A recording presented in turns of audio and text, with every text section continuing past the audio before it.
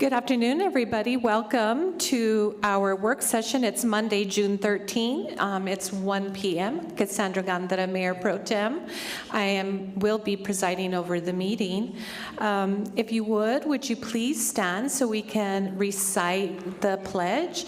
But I'd also like to have a moment of silence for those victims at Uvalde and one special little girl being buried today.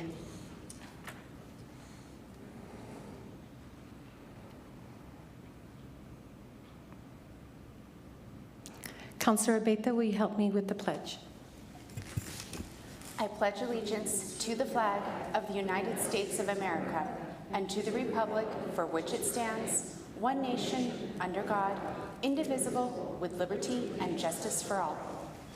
Thank you, Councilor Abeta. Next is our Pets of the Week, Jennifer Martinez. Good afternoon, Mayor Pro Tem and Council. I am Jennifer Martinez with the city's communications office. And today I will start to tell you about our cat of the week. This sweet girl has had all of her babies adopted out. Now she would like to find a place of her own to call home. Lisa has been living with a foster family, and they have been great at getting her used to having a home. She's still a little shy, but if a forever family is willing to give her a try, she only asks for a little extra understanding to get used to a new place. And then we have Chucho. This 10-pounder is very friendly and sweet, but children make him a little bit nervous. He's hoping for an adult-only family. Now, while he is nervous around kids, he does want a potential adult family to know that he will give them so much love. He loves to give kisses and loves to do zoomies around the floor. And if you're not familiar, zoomies are little bursts of energy when they like to run and jump and bounce real quick. You can contact the ASCMV if you're interested in adopting either of these two. That number to call is 3820018. And if you have time this Saturday, you can visit PetSmart between 11 a.m. and 2 p.m. for their adoption event. That's 2200 East Loman Avenue. Thank you, Mayor Pro Tem. Jennifer, so sorry with all the chaos up here. I'm having technical difficulties up here, but beautiful animals, please try and go and check them out. There's a huge population there at our Animal Services Center, and we have a lot of beautiful adoptable animals. Thank you for your service. A lot of love to give. We do, yes. Jobs of the Week, Dr. Payares, welcome. Hi, Mayor Pro Tem. Hi, members of the council. For today's Jobs of the Week, we are going to have a veterinary assistant. This is by the city of Las Cruces. The salary range goes from $12.76 to $19.14 an hour. And this position will be closing on the 24th of June of 2022. There's also a position available as a caregiver with Homestead Senior Care, and this position is paying between $11.50 an hour to $12 an hour. And this position will be closing on the 8th of July of 2022. There's also positions available for head cook and site supervisor, and this is with Adelante Development Center Incorporated. This position will be paying $14 an hour, depending on the experience, and it will be closing on the 17th of July of 2022. We also have 10 positions available with direct care workers, and this is an open door LLC, paying between $12 to $15 an hour, depending on the experience, closing on the 7th of July of 2022. Additionally, there's a position as a journeyman electrician. This is with Southwest Electric Incorporated, paying between $16 to $25, depending on the experience, and closing on the 2nd of July of 2022. Additionally, there's going to be a hospitality employer connection meeting, and this is going to be on Tuesday, June the 14th from 9 to 2. And there's also going to be a medical employer connection. This is going to be on Thursday, June the 23rd from 9 a.m. to 2 p.m. Both events are going to be at the Workforce Connections office and 226 South Alameda Boulevard. As always, for a full list of jobs, internships, and volunteer opportunities, we invite you to visit employeenm.com and also governmentjobs.com/careers/Las Cruces. And as always, inviting the public to go to the New Mexico Workforce Connections information. This is at the phone number is 524-6250, and the location is 226 South Alameda Boulevard here in our downtown Las Cruces. Thank you, Mayor Pro Tem. Thank you so much, Dr. Payares. Christine, do we have Mayor on the line yet? I'm on the line, Madam Chair. Good, thank you, Mayor. And we need to vote on that. Christine, please take the roll to allow Mayor to be on by phone. Move to approve. Sorry, you need a motion, huh? I'm sorry. Second. Okay. Motion made by Councilor Abeta, second by Councilor Flores. Christine, please call the roll. This is on the motion to allow the mayor to participate telephonically. Councilor Abeyta? Yes. Councilor Graham? Yes. Councilor Bencomo? Yes. Councilor Curran? Yes. Councilor Flores? Yes. Mayor Pro Tem? Yes. And the mayor. Yes. Thank you, Christine. All right. Our first agenda item is the Go Bond 2022 update. That's work session number 22-028, and we have Mr. Yakani Tamoteo. And if I could ask the council to hold your questions to the end. We have some very big agenda items, and I think it would go much smoother if we just allow presentation, and then we can ask questions as after that. Thank you. Greetings, Mayor Pro Tem Gandara and City Council, Yakani Tamoteo, Assistant City Manager, and I am simply introducing the ARC team, John and Andy, who are here. They led the community engagement opportunities, and so this is them recapping what happened, and we'll have Q&A staff. We worked with them closely. We've reviewed this PowerPoint, and we'll be wrapping up at the end. So John, please. Welcome, John. Welcome to you as well, Mayor Pro Tem and councilors. My name is John Petranis. I'm the president of Architectural Research Consultants. And as Connie said, Andy Aguilar is with me from ARC, and also a key member, Ted Shelton from ASA Architects. We welcome this opportunity to talk about the process of looking at the general obligation bond in 2022. Going to do 4 kinds of tasks here. I want to talk very briefly about our assignment and then the results of the public participation process. I'd like to then discuss some potential geo-obligation bond projects for your consideration, as well as some considerations regarding how to set priorities and possible strategies for the upcoming bond issue.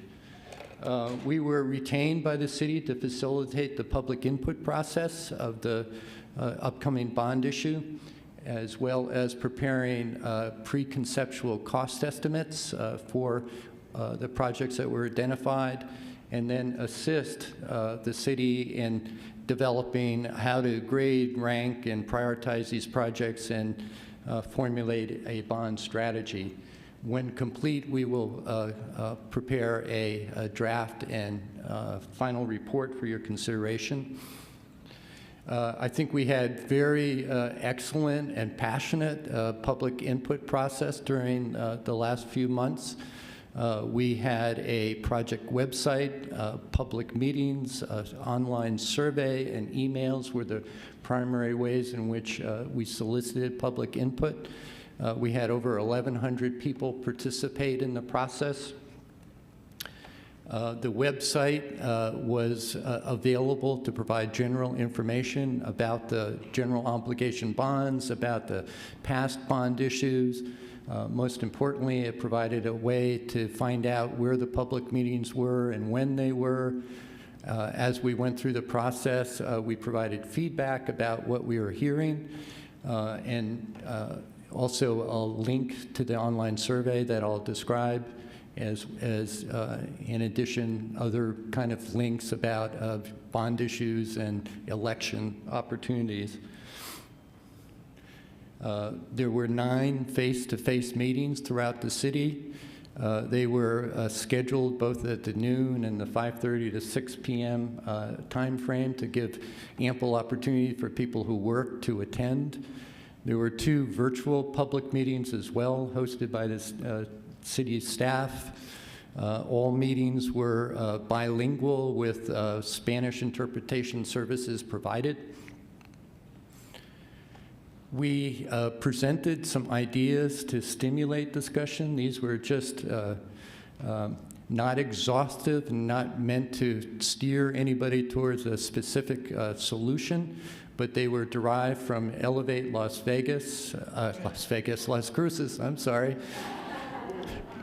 Andy told me I always make a mistake there. And as well as input through staff for some of the counselors' input. I'll describe some of these projects as we go through. These are some images from the public meeting. As I mentioned, we had, I thought, excellent participation. We began with a short introduction about what general obligation bonds are and so forth, introduced those ideas for discussion, then opened up the floor to public discussion and about those ideas or any ideas in terms of the general obligation bond projects. We also had breakout sessions where we encouraged people to come up and tell us in more detail about what their ideas were on either these topics or on anything they wanted in terms of general obligation, either by writing on a sticky note or by attaching a green or red dot indicating support or non-support for a specific idea. We had 266 people attending in total, and you can see on the map there, they're from all over the city. So I think we had very good response. Some people attended multiple meetings. This slide shows public input by topic and sort of in the order of support, either by written on category boards or support by indicating the green dot, as I just mentioned. And as you can see, certain projects in these slides, as I go through, certain things will rise to the top. In this particular case, the East Mesa Public Relation Complex continuing development was right up there, as well as affordable housing, park development and rehabilitation, and so forth on the ideas that you see afterwards. We also, as I mentioned, encouraged written content on the category boards. This provided an opportunity to provide in more detail about what people would like to see. And you can see recreation facilities got the most response, but right up there is pickleball. We had quite a bit of pickleball supporters, quite a bit of affordable housing supporters, and supporters of public safety at these meetings. Specifically fire station proponents. As I mentioned, we had passionate people who came to every meeting and spoke directly to the whole group. So these are the topics that these folks tended to speak on. Pickleball, probably, and I think we have a lot of pickleball people in the audience here. They were very supportive of their project, as well as housing and library and fire station, again, sort of rise to the top. We issued a bilingual survey. This survey was available online, as well as in 6 public places throughout the city in paper copies, so people could also fill it out in that way. We asked the level of support for the kinds of projects that we heard at the public meetings. We got 713 unique responses in this survey. And I should mention that there is an additional survey that's being conducted right now. Results will be here by June 13th. This was emailed to a sample size of residents, and staff will present the results to you on the June 17th work session. If we look at the results of this online survey by topic, and these are sort of ordered by total support in terms of either strongly support or just support. You can see the things that, again, that rise to the top. In this case, it was public safety improvements, followed by existing parks, multi-purpose community facility, recreation complex, and so forth. And if you look at the green and the totals there, most of these projects had substantial support. But you can also see on the yellow bars that some of these had less support, either neutral or non-support. So, but I would sort of say that there's good support for most things that were discussed. We also asked a specific question about park facilities and about what people would like to see in parks. And as you can see, pickleball is right up there at the top, followed by dog park and bike park. But again, there was support for most park amenities improvements in the city. Email was another mechanism that people could provide their support. For the most part, this reinforced either what people were speaking at public meetings or what they wrote down in different ways. But if you looked at them by major topic, you can see that public safety, specifically a new fire station, was the most emailed topics mentioned, followed by housing, affordable housing, I should say, and library. So there were a lot of possible projects out there for your consideration in a general obligation bond. So we spent a little bit of time trying to figure out what projects to bring to you. And so the most obvious first step, of course, were those who had the most public support and tended to rise to the top. We made sure that they were capital projects in that it involves some sort of either planning, designing, or constructing a physical asset. Some of the things that were discussed at public meetings were not capital projects. And we're also looking for projects that had enough planning and design development to be able to determine a scope and therefore a cost for your consideration. There are four specific projects that I'll speak to in just a minute, listed there in the first four bullets. And there's also two projects that had considerable support, but also, in our opinion, needed further development before we could assign any kind of cost to them. An important step was trying to develop some cost estimates. Ted Shelton with ASA Architects was the prime person working with our team to develop these costs. They include two types of costs that you folks are no doubt familiar with: the construction cost of actually doing it. This was done as best possible by looking at recent cost bases and then escalating that to the anticipated future midpoint of development. Generally assuming 2024. But as you know, there's other project costs that have to be added to that, including site acquisition as appropriate, site development, design, administration, public art, contingencies, New Mexico grocery receipts tax, and so forth. And that brings it to a total project cost. And those are the kinds of costs that I'll sort of present to you in a moment. So the first station I'd like to present is a new fire station. This is assumed to be similar to the fire station number 3, which was part of the funding as part of the last GEO-bond issue in 2018. It's anticipated to be about 12,200 gross square feet, located in Council District 5. And the total cost we estimate to be about $11.5 million. Another project is the continuing development of the East Mesa Recreation Complex. On the screen is the Phase 1 development. This is being funded again through the last bond issue and is under construction.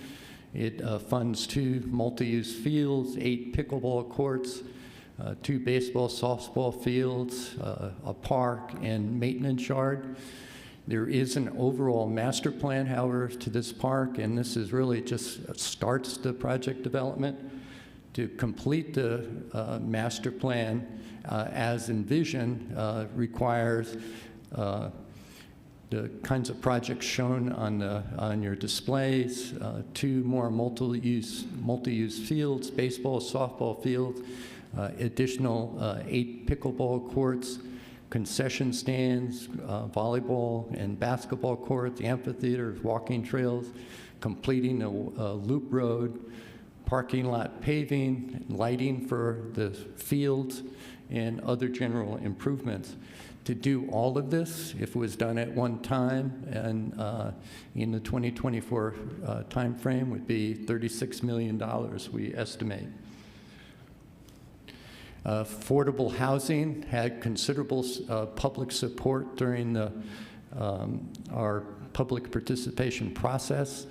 The most frequent way of supporting affordable housing suggested was making a contribution to the Las Cruces Affordable Housing Land Bank and Trust Fund to address the critical state and lack of affordable housing in Las Cruces. And obviously, any amount of money could be suggested and put into this fund. The most frequently suggested number was $4 to $6 million. These funds could be used to acquire land or provide gap financing for nonprofits and private developers to construct a whole variety of affordable housing kinds of options. One of the advantages that was brought up in the public participation process of using this mechanism is that it would strengthen the local economy, but also leverage other sources of funding, such as federal, state, and private funds, so that $6 million is really have a like greater impact. Park improvements, as you saw, was quite a public request. We worked with staff to identify some possible projects to improve parks within the city. One of the projects, which is, and both of these projects are consistent with the Parks and Recreation Master Plan, was to upgrade and replace park amenities throughout the system to the tune of almost $30 million. And you can sort of see all of these things could be done and implemented and replaced throughout the system. Another potential project that was brought up, and again consistent with the overall plan, was to upgrade and replace irrigation systems in the park system on the parks that are sort of shown on the screen. This would cost in the neighborhood of $3 million if all parks were done. And as I mentioned, there were two projects that had support, but kind of lacked sufficient scope for us to really understand enough to provide a cost for it. The first one is a multi-purpose community recreation facility.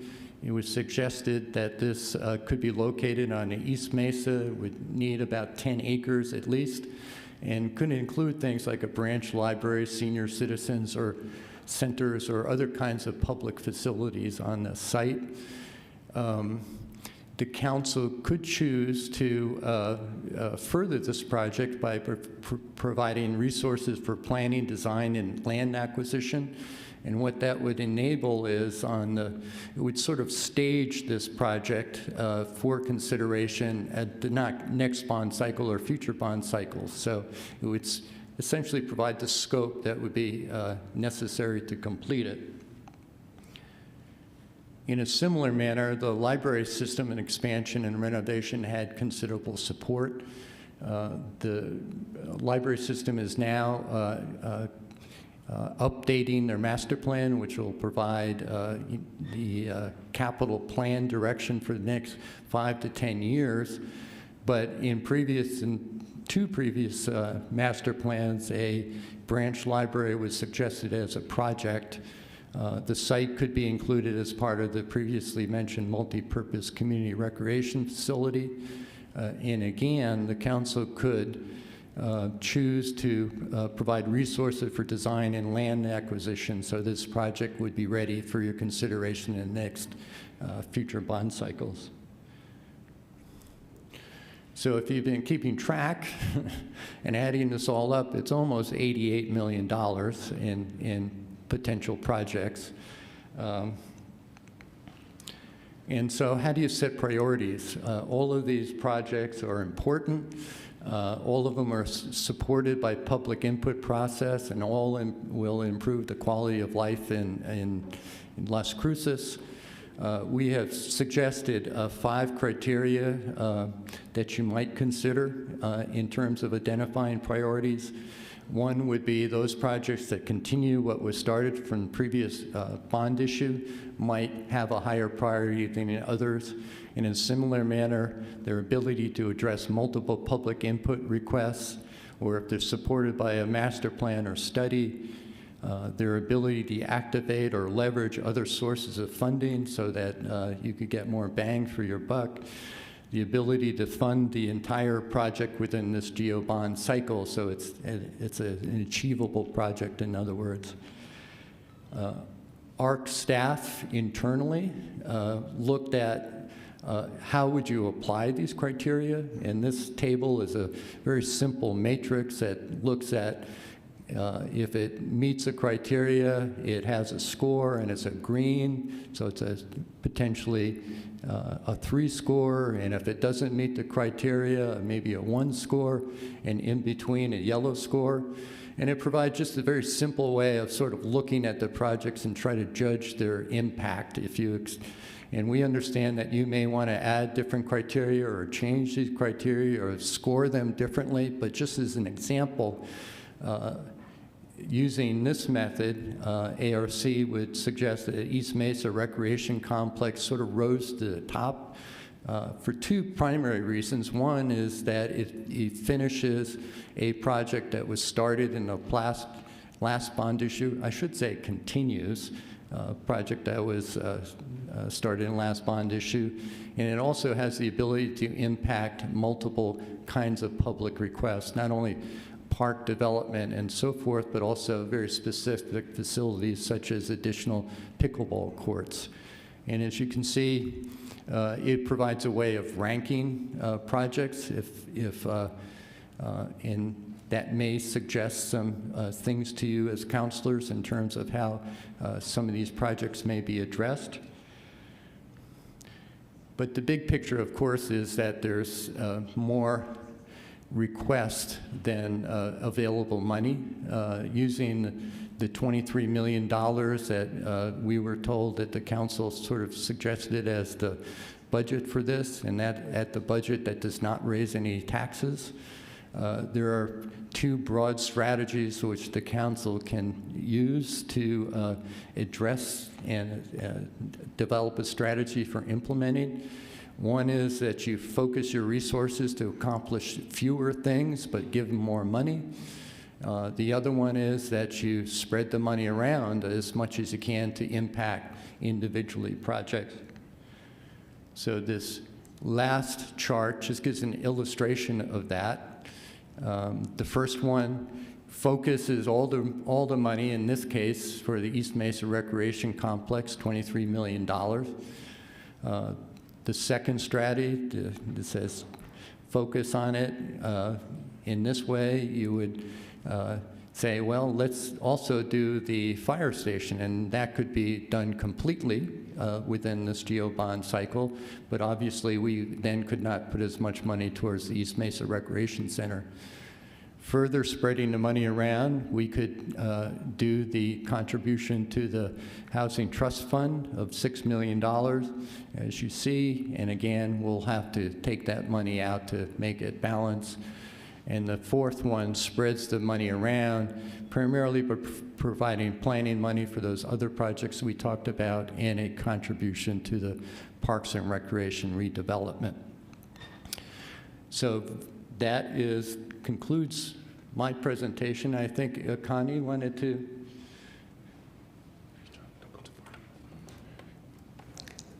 Thank you, John.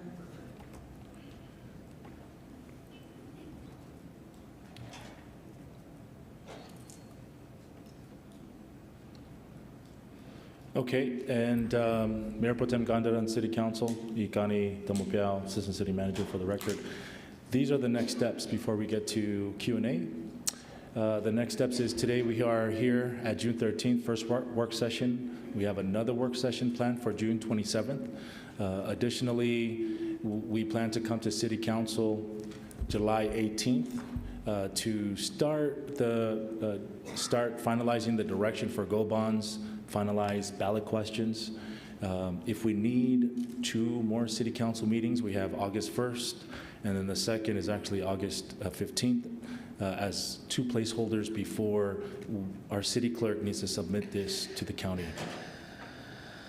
So with that, Mayor Pro Tem and Council, we have, again, ARC, we have Ted from are doing a cost analysis, and then we have staff from Public Works, Parks and Rec, and we have our fire and various other departments behind me as well. Thank you, Akani. I have Councillor Abeta and Councillor Bencomo. Thank you, and thank you for the presentation. I do have a couple questions based on all the public input that was received. Did we take any demographics on those participants at all?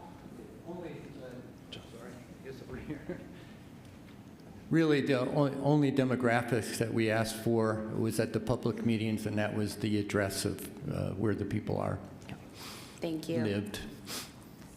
From my, I guess, phase of life and the people that I've come into contact with, a lot have not been able to participate yet in this process. I've been encouraging the online survey for that too.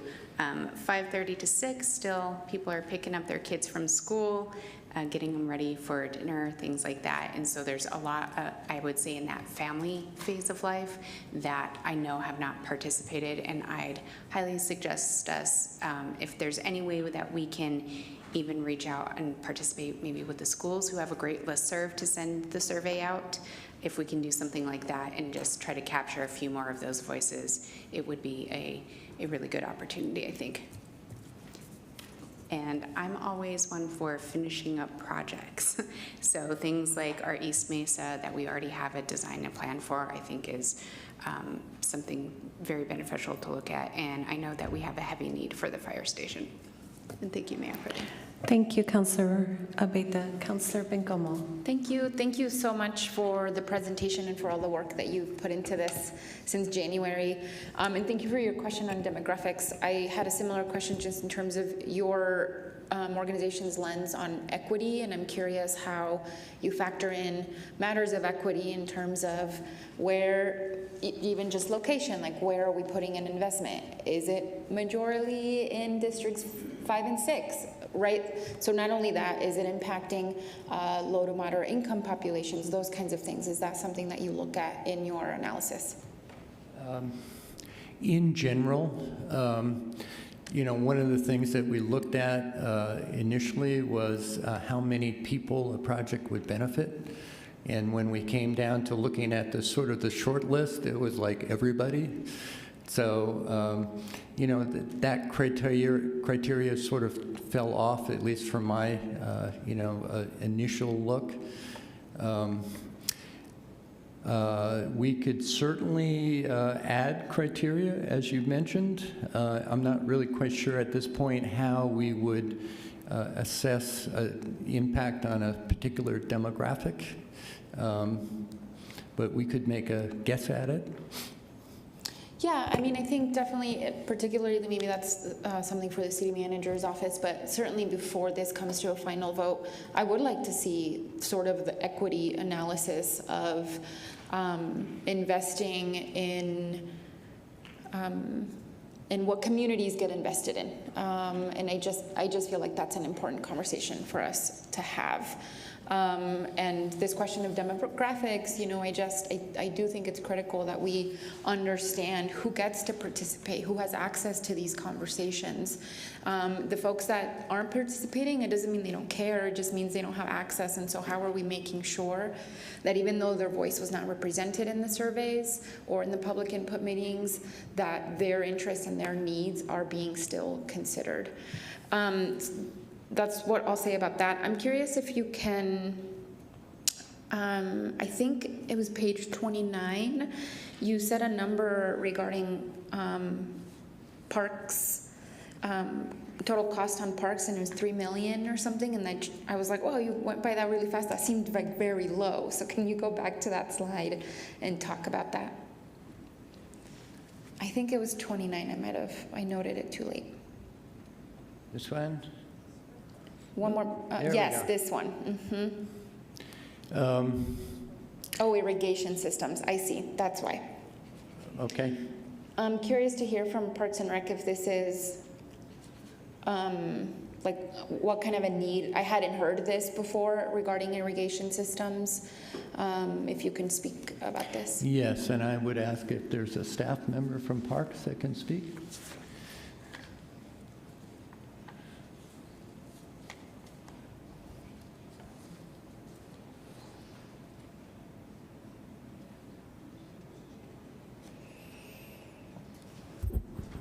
Good afternoon, Mayor Pro Tem, members of council. Sonia Delgado, Director of Parks and Recreation. The question was regarding the irrigation systems. Could you repeat that, please? I'm just curious, Sonia, I hadn't heard this issue be brought up before. Can you just speak about the need for this and like how long have you been needing these kinds of repairs? Our irrigation systems are completely outdated.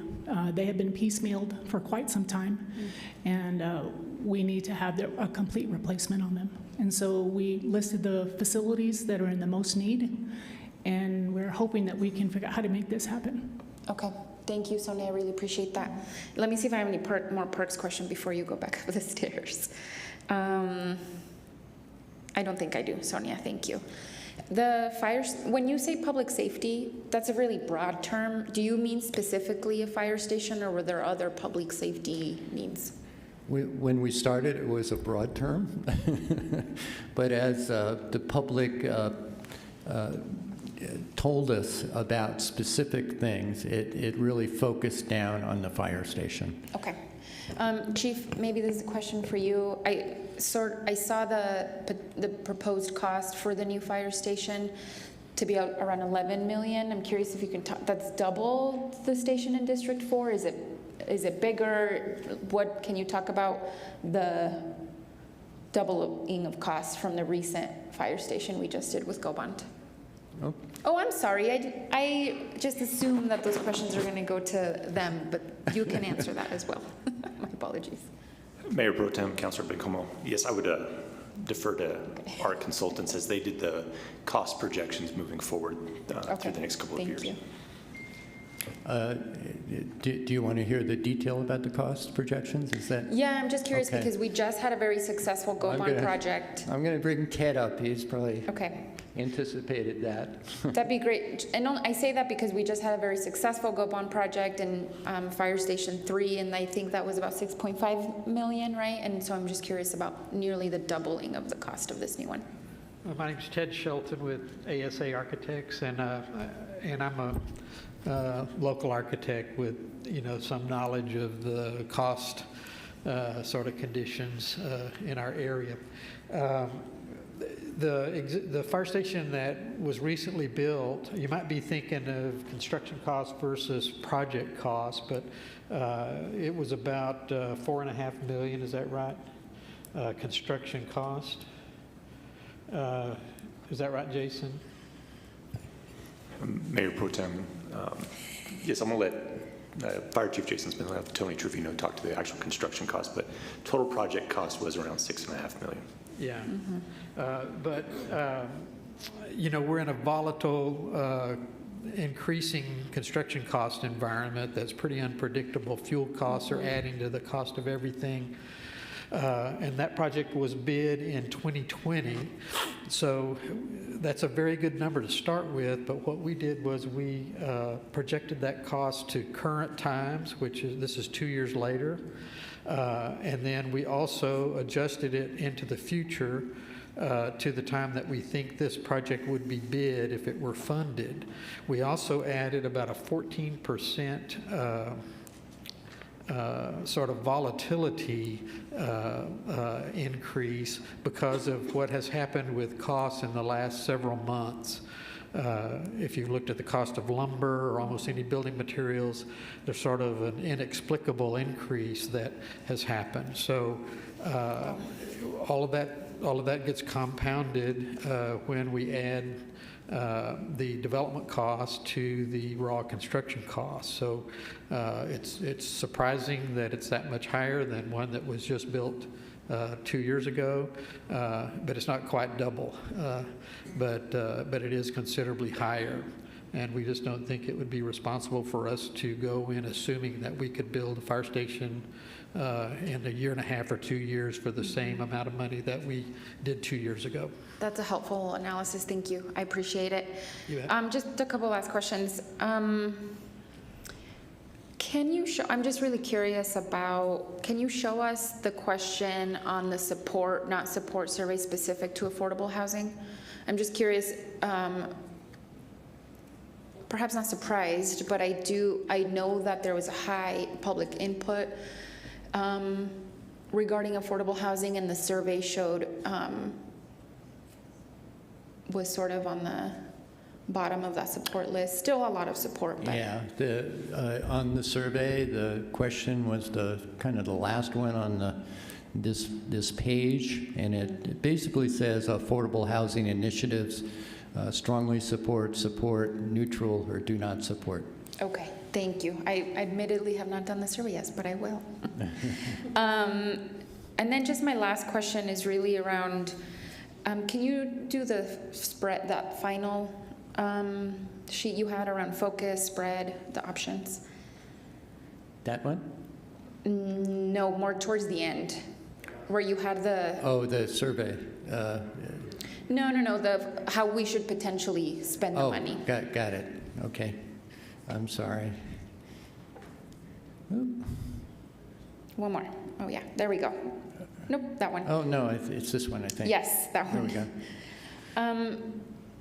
Any of these proposed projects, would any of these projects be able to easily find other funding sources, like potentially the federal infrastructure bill, those kinds of things? Yes, I believe so. And in this chart, we tried to indicate that. I think the Affordable Housing Initiative is probably the best that we could figure, because there is both state monies available for affordable housing, as well as, the Housing Trust Fund essentially is a incentive for private developers to provide affordable housing. So those, you leverage funds through that source.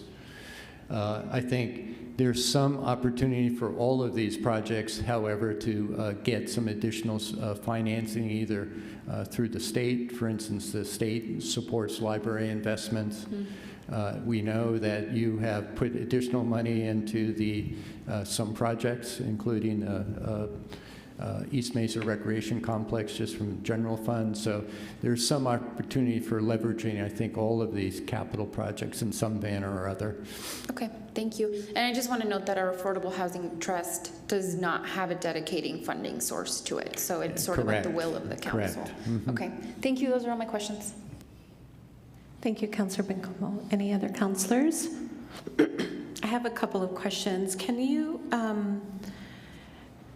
and maybe this is for Tony or Sonia, the East Mesa Recreational Facility as it stands now, tell me, what are we building for?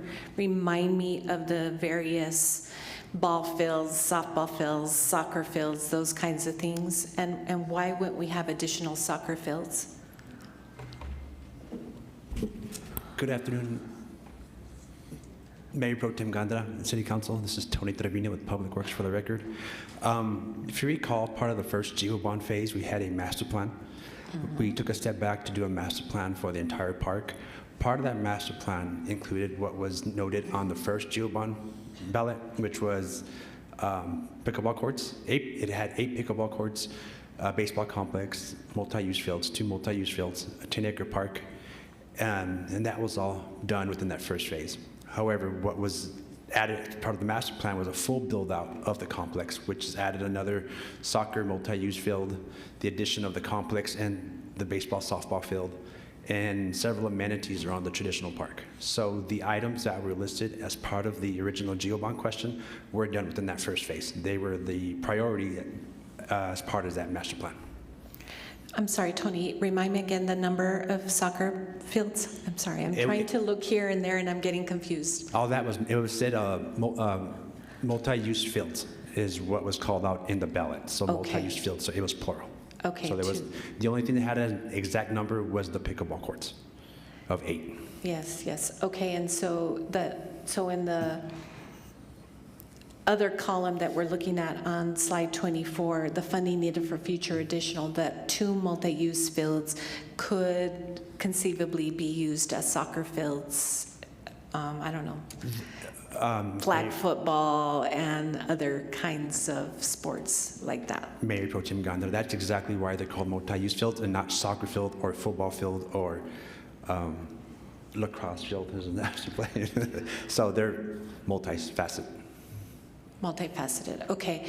Tony, so have there been conversations in addition to what we have currently about updating the high noon soccer fields? Although I know they're school, right, they're the school's responsibility, and I want to say that very clearly, that that's the school's right fields and responsibilities to maintain. And for some reason, we get a lot of flack about those fields, and in fact, I just saw something specifically about the high noon soccer fields and sort of their care and maintenance, and that sort of, I thought, in comparing it to the GEO bond that we're about to complete.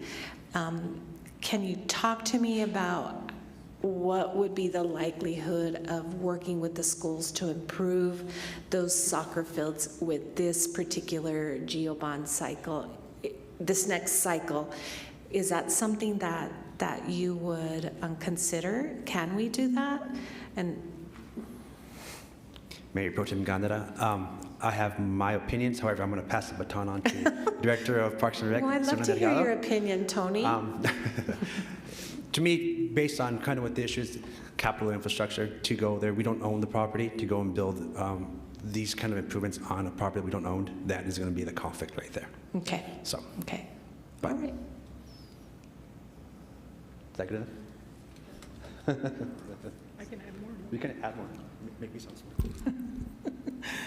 Mayor Pro Tem, members of council, Sonia Delgado, Director of Parks and Recreation. Just for your information, we do have some state legislative funding that was given to us to do some improvements at the high noon 1 through 5. We just sent over an agreement, thanks with our legal team working with the Las Cruces Public School legal team to review an agreement so that we could have use of those fields on a long-term basis. So that in turn allows us to spend funding on that from the state, or if we did go bond or from another grant, because currently, as you know, we do not own those fields. So we needed something in place to allow us to do that for a long-term basis. So that is in the process, and we have already started to encumber some of those funds to include drinking fountains, additional drinking fountains, and other play equipment that we could use out there. Thank you, Sonia. I really appreciate that update. I know we've been working on that for a while, and I appreciate that. Now, given the need for additional soccer fields, is this sufficient, would you say? I would say all our sports fields are not sufficient for the demand that we have on all our sports. We have waiting lists for every sport that we have in this town. Not only because we don't have enough fields for them, but we also don't have enough fields to allow for new sports. And we get requests for those constantly. So we need a lot more sports fields of all types in this area. Thank you, Sonia, so much. I appreciate your comments on that. Sure.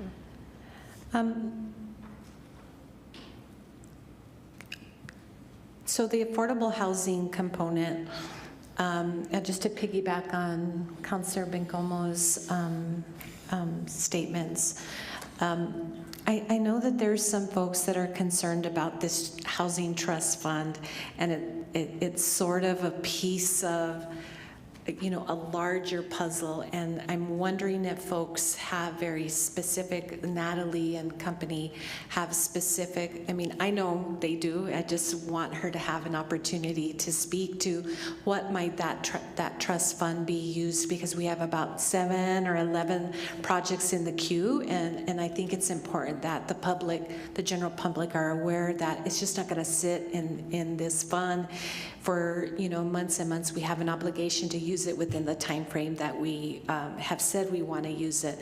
And so I know, is there a specific project that this money would be used almost immediately? Mayor Pro Tem, members of the council, is Natalie here? She is. Okay.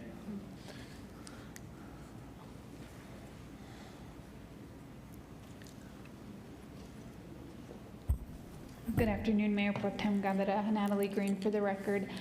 At this time, there is not a specific project. The proposed question would be very broad, again, something around plan design, acquire land, or construct. The affordable housing plan does outline some priorities versus others. I think that we would have to go through a priority planning phase to determine whether we could do a variety of things. I think land acquisition is an important component for single family. We could also do some leverage funding. We do have a number of multifamily projects across the city that are prepared to request funding should the opportunity present. So I envision a variety of things that targets that full housing spectrum and not one specific project necessarily. Not sure if that answers your question. No, it does. Thank you. I just know that I think it makes the public a bit concerned about it being put in this fund and not being used right almost immediately without, I mean, I know we have many meetings specific to housing, affordable housing, and I know the various projects that are in the queue. And so would there be an opportunity to drill down a specific project that we could actually name on the ballot as the question? Mayor Pro Tem Gandara, from a strategic standpoint, I think the Coalition to Support Affordable Housing really intends for it to be a broad question. So we don't have that not in my backyard. If we name a specific project, are we then going to have a coalition of people that are anti-affordable housing? So that begs the question. We do have, off the top of my head, at least 3, if not 4 immediate projects that I could picture using this financing on. And I apologize, that's my glucose meter. So I could see us again doing, there's a number of developments on the East Mesa that are coming subdivisions, so doing some single family acquisition. If anyone saw the latest housing report, the average sales price for a single family home is $300,000. And so I'd like to do some single family land acquisition in large bulk. We have the Three Sisters project that council has made a pre-commitment of funding. Will be coming to ask for that actual funding of $2.4 million. There is a senior housing complex on South Farney. I've seen the plans, they're done. They're prepared to come to ask for that financing in the next year. That's a 4% tax credit that would leverage other funding. That's 80 units of senior housing. And so they're looking for about a $3 million commitment. As council may be aware, we put out an RFQ for a development partner to go to the tax credit round in January for our expansion of the Community Hope campus. So our goal is to apply for that low-income housing tax credit funding in January, so we can get some units to help address the housing crisis that we're in for our unhoused population. The other project that comes to mind is, again, our Paseos Verdes. I know you guys we haven't talked about it in a while, but it's still percolating in the background. That is another project that we're looking to get funded through the tax credit round in January. So those are my 4. Thank you, Natalie. I appreciate it. Madam Chair, will you have a moment, please? Yes, I haven't forgotten you, Mayor. And then lastly, I'm concerned about the demographics and equity. When I hear sort of these new projects, these capital projects, it's, happening, mostly in the east side of town where there's land and different, the availability there. I want to believe that we have other needs in the other districts as well, and I know that we do. So what would be helpful is when we look at parks and improvements and such, that when we talk about demographics, we're talking about like how many children are there, how many adults are there, how many seniors are there, how many people of color, who would really be, engaged in those particular recreational facilities. I think that's an important issue, and I want to highlight that. I don't want us to lose sight of it.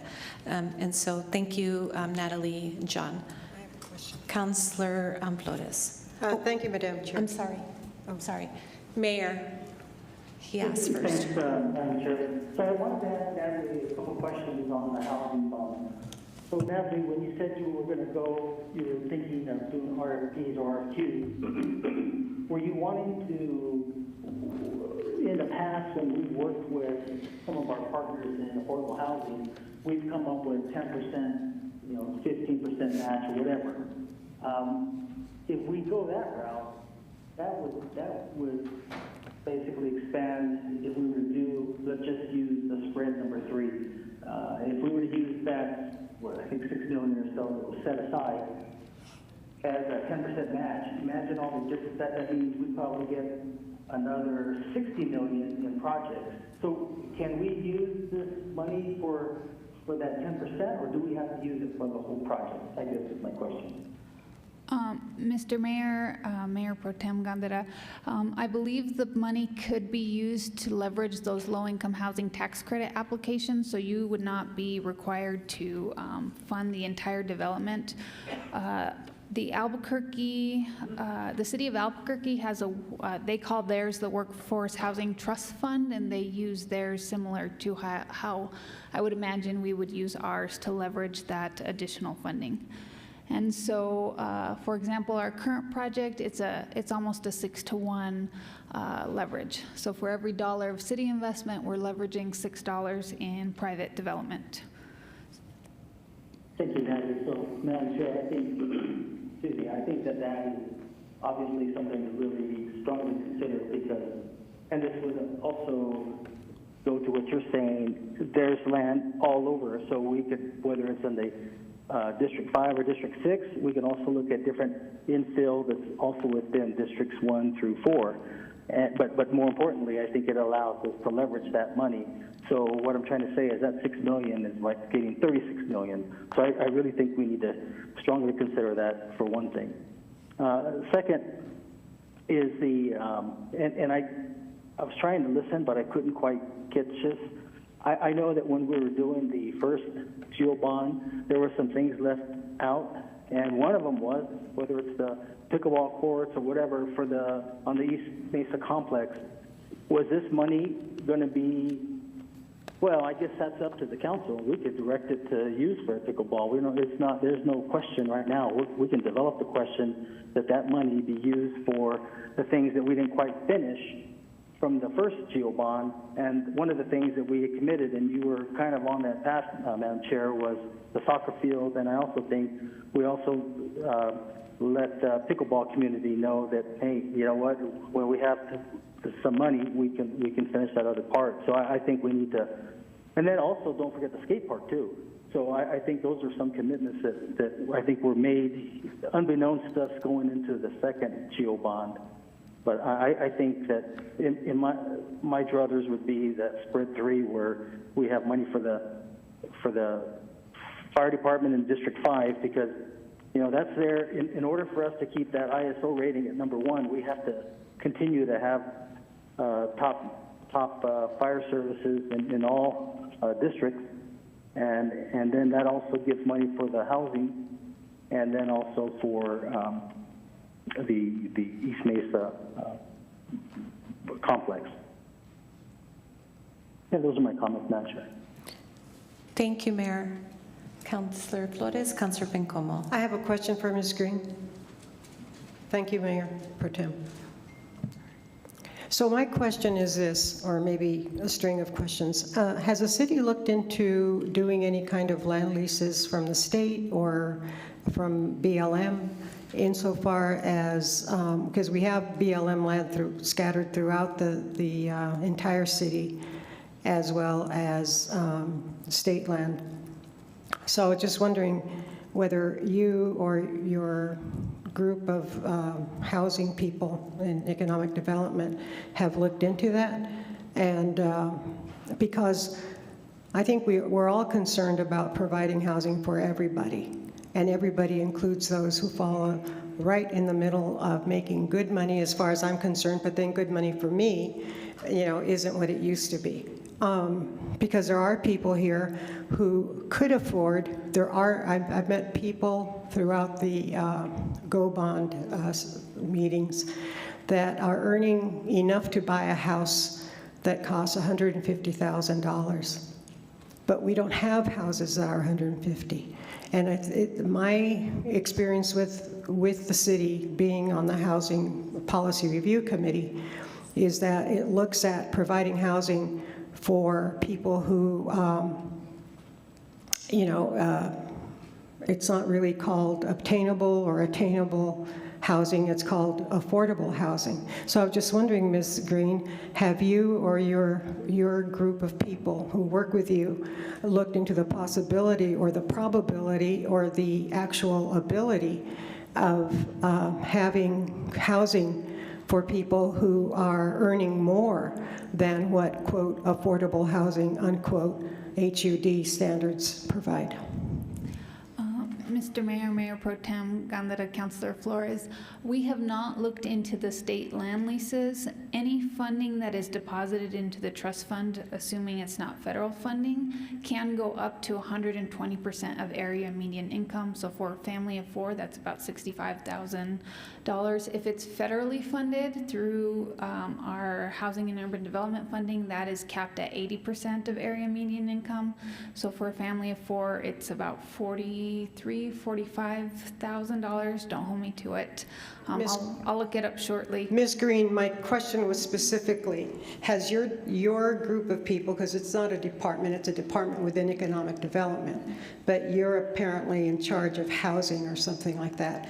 So we need to know whether you have you looked into leasing land from the state or looking into BLM land for purposes of providing housing for people who really fall in that awful middle. We're either getting retirees from all over the United States who are able to buy up to $1 million homes in some areas in the east side, because not all of the East Mesa is wealthy, by the way.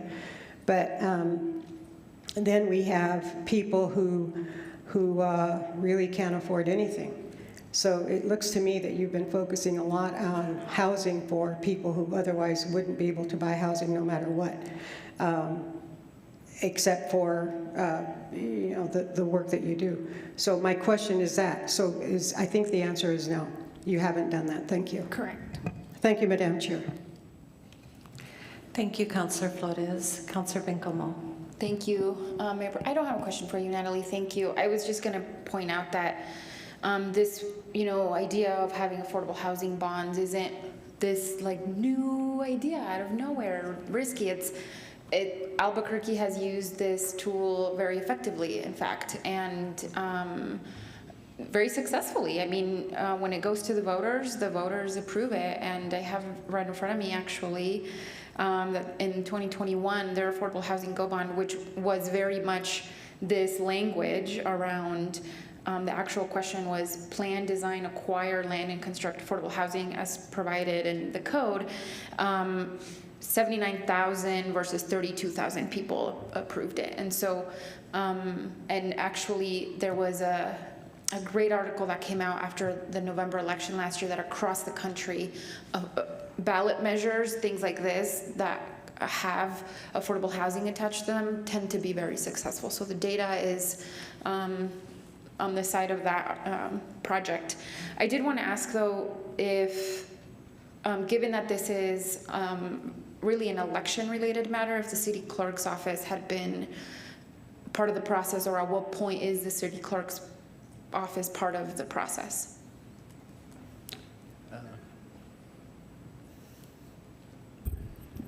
Councilor Bencomo, Mayor Pro Tem Gandara and City Council, County Tamopial, Assistant City Manager for the record.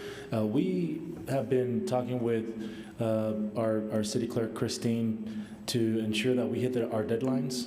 And so that's where the date later in August 23rd, that's the deadline to get this into. And so with her assistance, we made sure that we were on time to finalize ballots with you in the City Council meeting. So she helped us solidify our timeline so that we can stay on track. Great. I just want to make sure that her office is in the room, given that this is, at the end of the day, an election process. And I did actually have one more question for Tony. Tony, there you go. Tony, the last Go-Bonds question around the East Mesa Rec Center specifically said 8 pickleball courts. Is that what I heard you say?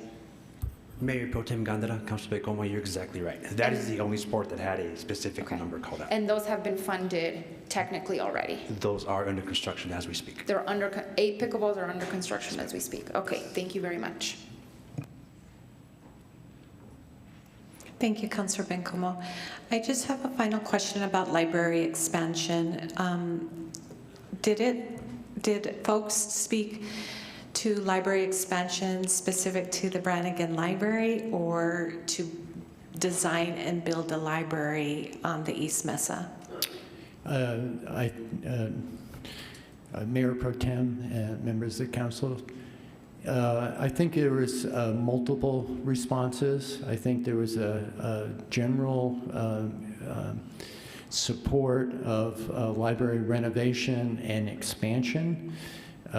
There was some specific talk about a branch library, and as I mentioned, that has been a past potential project in past master plans. But I think I guess the direct answer is there was support for library renovation and expansion in general. Can you take it back to the slide that speaks to that?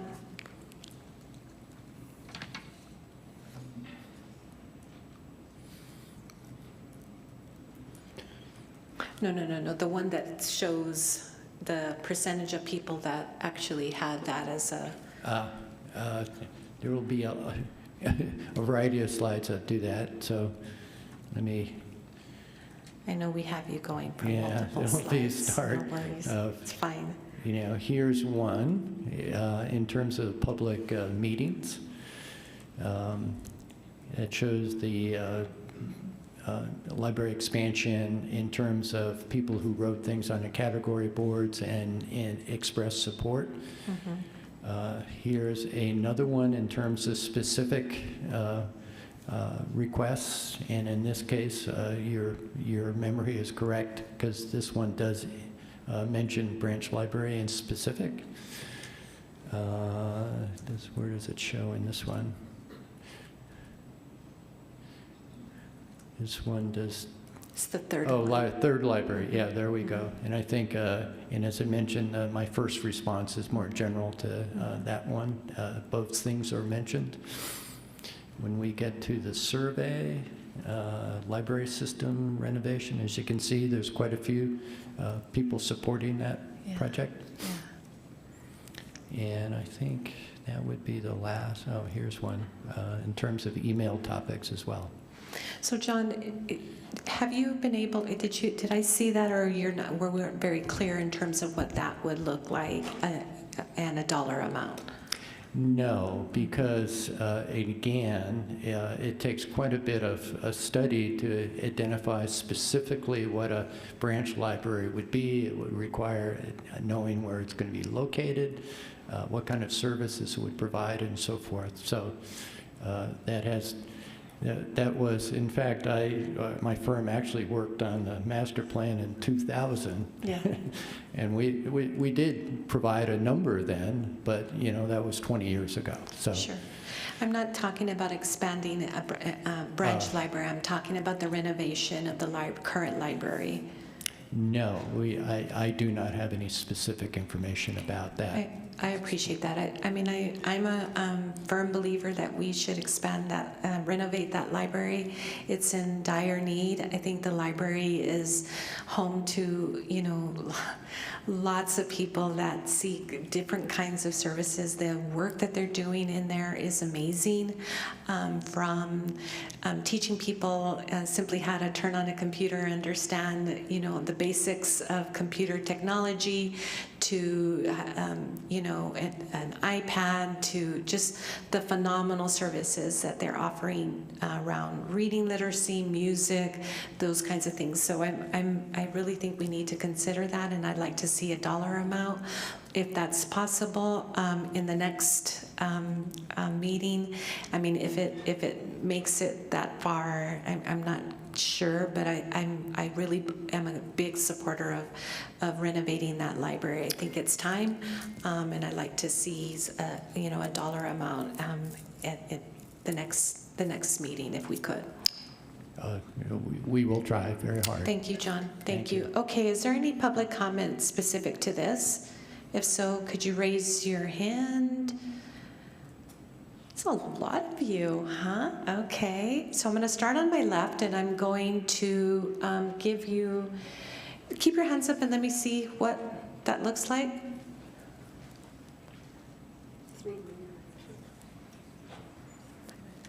I know I told Ms. Sharon Thomas I would give you 3 minutes, and there's quite a few people here. I think I counted 12 or 15 people, so I'm going to give you 2 minutes. So please come up. Ifo and Jennifer, will you please time folks? And I'll start with first row. 2 minutes. Yes, come on down. Hi. Hello. Good afternoon. Thank you. Mr. Mayor, Mayor Pro Tem, members of the council, and Mr. Peely. My name is Jo Galvan Nash. I'm a lifelong Las Crucean. I'm also with the League of Women Voters of Southern New Mexico. And today I'm here of one person who's helped organize, with many other people, a community group, if they could stand up. We are the Las Cruces Coalition for Attainable Housing. And we're members from nonprofits, agencies, citizens who believe that the city's November election needs to focus on attainable and affordable housing. First, I want to thank you for the past support for the previous bonds. As we've seen, we have walking trails and dog parks and recreation facilities underway. But today, we really want to focus on time to include bonds that are for a basic need. There's too many people struggling in our community for food, utilities, gas, and housing. It's already a crisis in Las Cruces. Poverty's about 28%. Today, there are more than 1,300 children in Las Cruces that are considered homeless by federal guidelines. And those 1,300 children have brothers, sisters, mothers, dads, and family members who are also homeless. 56% of elementary children live at or below poverty level in Las Cruces. Now, we know what's happening. Our inflation rate is over 8%. That's the highest in 40 years. And what contributes to inflation? Price of gas, food, transportation, and rent. There's just enough affordable rental properties in Las Cruces. So we believe that a portion of the November bond should be earmarked for attainable housing. We're recommending $6 million as a fair number to consider. We also believe that if we go through this, my time is up. So one final comment. The health and the success of a city relies on the basic needs for its residents, and you all know that in order to help people and have a successful city, we need to be inclusive of putting roofs over the head of people who need our help. Thank you so much, Jo. Okay, anybody else on that first row? Hello, Ms. Monique Lopez. Good afternoon, Mayor Pro Tem Gandara, Mayor, members of the council. I am also here representing our affordable housing coalition of Las Cruces. I'm sorry, excuse me, can I get your name for the record? Monique Lopez. I'm here also representing the resilience leaders. I want to start with our vision. Our vision is to ensure all county residents have access to the 10 vital surviving and thriving services, shown to create safe childhood, resilient families, successful students, and job-ready adults who can participate in New Mexico workforce. We developed and distributed, resilience leaders developed and distributed a survey here in Doña Ana County, and the results show that 68% of people report having a difficult time attaining housing in our county. And out of those 78% of them fall within the annual income of $10,000 to $24,000 a year, and 88% fall within the $25,000 to $39,900. I want to speak on behalf of myself. Going back 17 years ago, I fell within that range. I was a young girl graduating from college, ready to move on with my career, but I just could not find a safe place to live and raise my child. I landed up living in a trailer park, which there's nothing wrong with that, but this trailer park had high crime, and it wasn't the safest place for me or my child to live in. So I went on a mission to try to find myself a home, working hard as a professional in a behavioral health agency, and I just could not do that. It saddens me at 17 years later, we're still in this place. I was blessed to come across a couple who was willing to finance my home, and I was able to get myself into an affordable unit because of them, not because I qualified, not because I was able. So what I wanted, in closing, I want to say, I was there. I have now dedicated over 20 years of my professional career to this community in the behavioral health setting, really pouring my passion into providing those surviving and thriving services for individuals, because without them, without survival, we can't thrive. And our survivors, we need a home, we need food, we need those things in order to thrive. And if I didn't have them, I wouldn't have been able to thrive and give back to this community. So I ask the council to please vote for this goal bond to give us the money to have our residents survive and thrive. Thank you, Monique.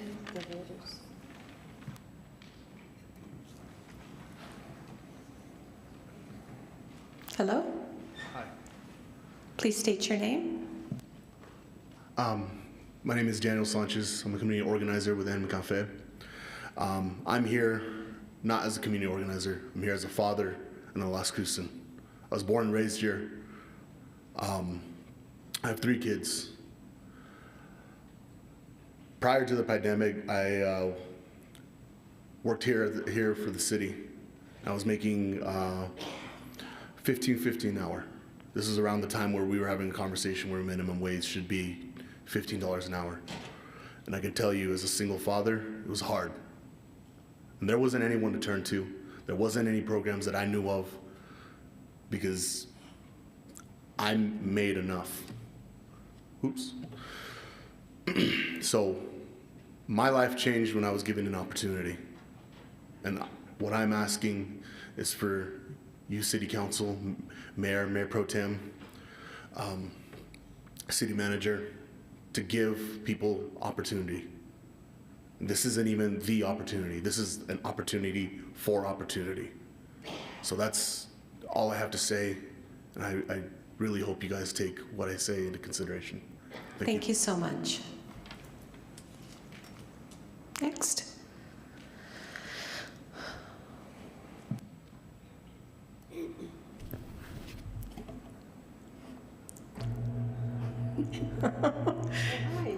I know how this works. Okay.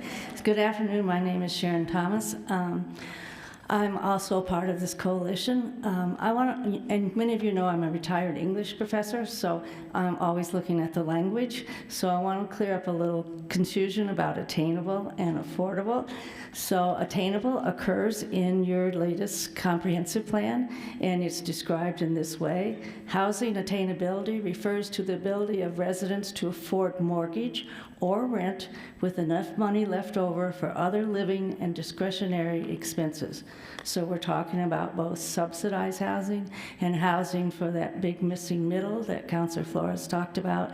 You know, every public meeting I went to, somebody got up, or more than one somebody got up and said, I could buy a house if there were just something in my price range. So those are things we can do. In 1982, 40% of the county's newly constructed houses were entry-level homes. By 2019, that share had fallen to around 7%. So we just don't have them, and we have to find a way to do something about that. The 2009 Affordable Housing Plan did establish the trust fund and the land bank. It also recommended a $5 million GO bond. That's never been done. So far, the city has provided some gap funding for 40 units of affordable housing and a little bit of land for a mix of affordable and market rate. But that's it, you know, and that's great, but that's not enough. You know, we can't get by on just a couple of projects like that.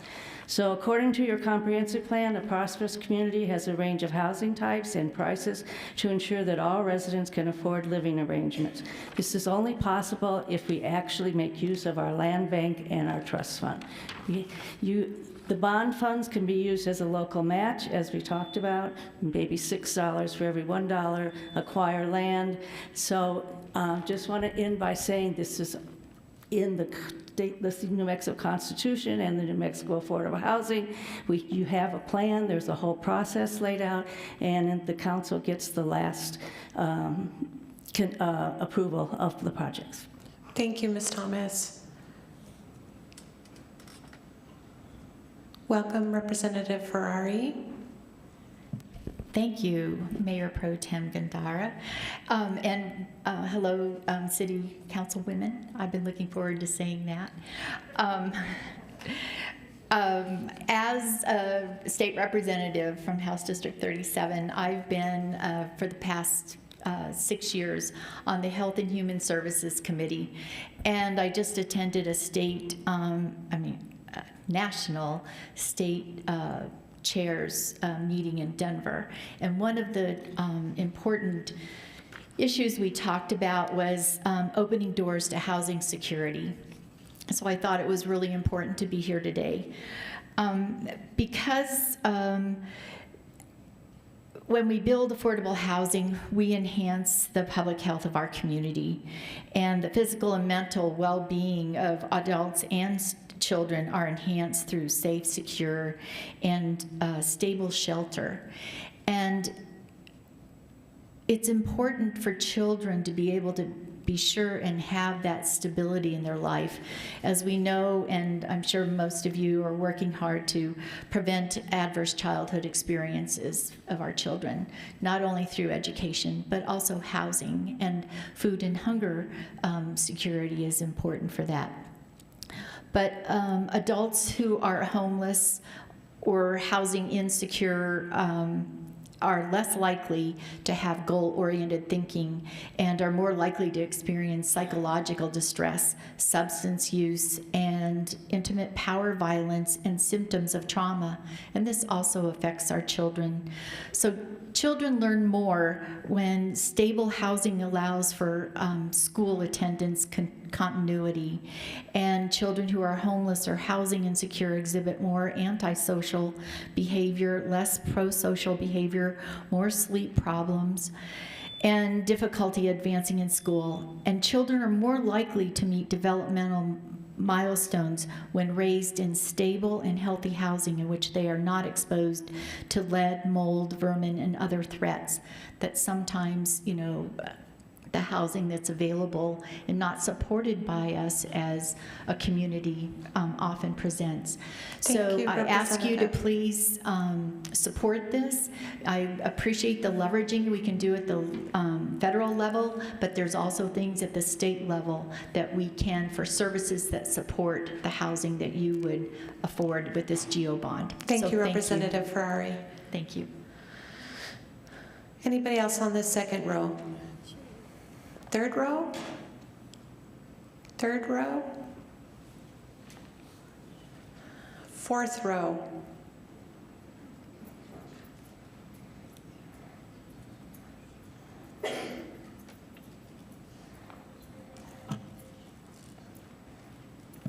afternoon, Mayor Pro Tem Ganada, Council.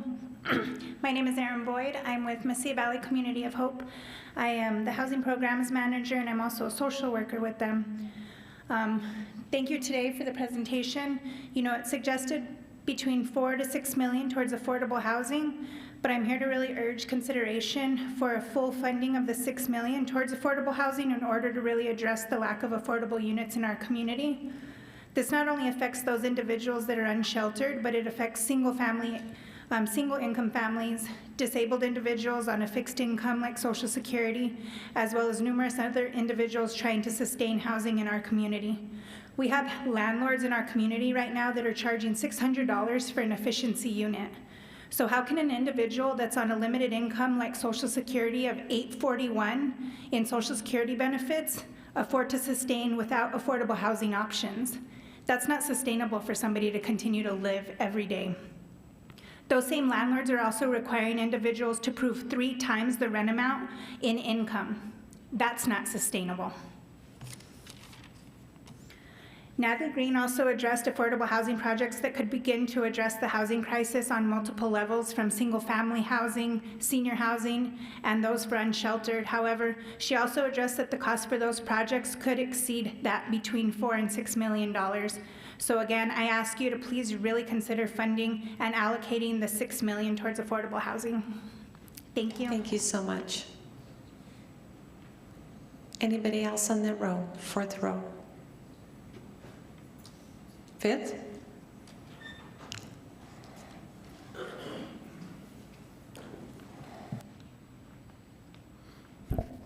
Good afternoon. I'm George Pearson with Velo Cruces, and I'd like to speak on behalf of the trails. The multi-use trails are an important component that we need to continue funding. We have some connectivity that we still need to complete, connecting from the end of the trail at Burn Lake to go to Valley View Drive would be an important addition for connectivity to improve access. And there are other parts of the city. The East Mesa has some trail needs. So I think it's important that we continue with that process, because it's not something that can be done all in one fell swoop. I was trying to find the second survey on the website just while I was sitting here, and going through the city's main hot topics page, I found a link to the old survey that's closed, and I couldn't find a link on the CLC bond website. So if you could update the main website and make clear when the closing date is for the current survey. Thank you. Thank you, George. Anybody else in the 6th row? 7th row? 8th? 9th? Is that everybody on my left? Yes? Okay. Now to my right, I had a few hands that were raised. 1st, 2nd, 3rd, 4th, 5th row. Yes, ma'am.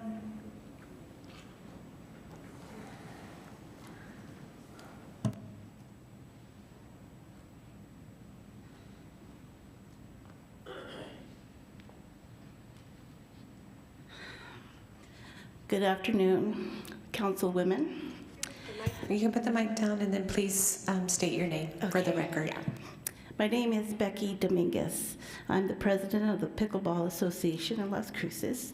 Some of you might recognize my name because I did send an email a couple of weeks ago to all the councilwomen. But I'm here to represent the community of pickleball, and you're probably tired. And the email that I sent you kind of gave you some statistics, which I won't repeat again today. But as a point of reference, I was born and raised in Las Cruces, so my loyalty and my love of this city is intense. And I hate to compare it with other cities. But as a point of comparison, I'm going to just discuss Albuquerque, because we're always talking about Albuquerque does this, Albuquerque does that. So a couple of years ago, Albuquerque saw the explosion of pickleball in the city. They realized there was a need for venues. So in 2016, the city of Albuquerque built 18 pickleball courts. This year, they're funding another 12, I believe. and that's going to raise their total up there. They have amazing tournaments up there that brings in a tremendous amount of revenue, like most tournaments do, just like baseball here and softball. So I included in this phase, which I will probably give copies to you later, but in phase 1, it gave a rundown of what was needed to build those 18 courts. The total cost for those courts was $1,283,000 for 18 courts. Of course, today, because of cost fluctuating, a similar facility would actually cost much more, obviously. But our primary objective for our community is that we just want to increase the number of pickleball courts or venues throughout the city. And we want these courts to be well constructed. So if you look at these later, and I will give you copies, you will kind of have a breakdown and gives you an idea of cost. Because that's all about that. Thank you so much. Yeah, thank you so much for listening. Thank you. Anybody else on that 5th row? 6th row?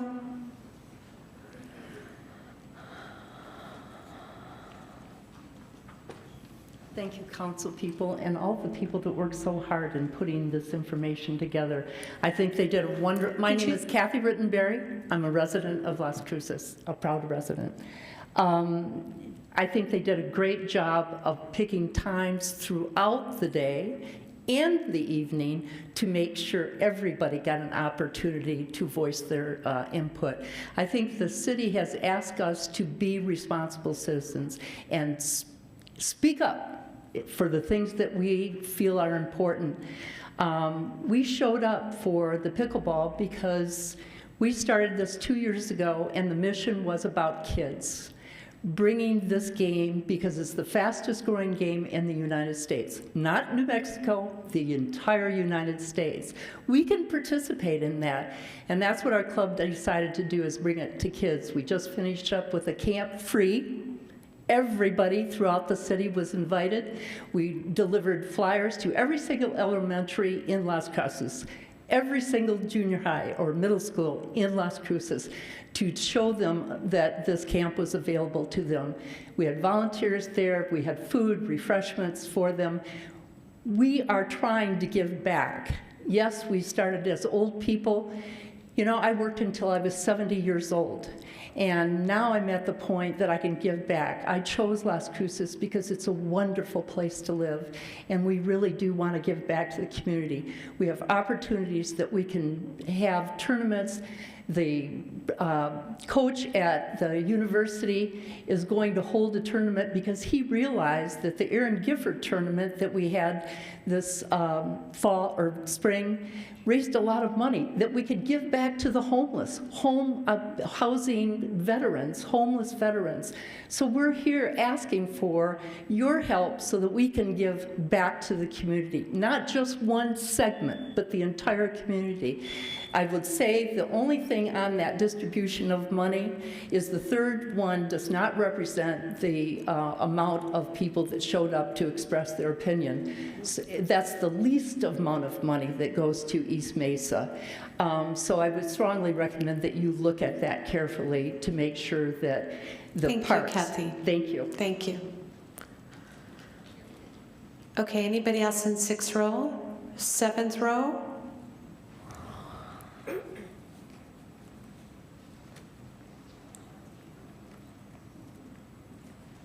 Good afternoon.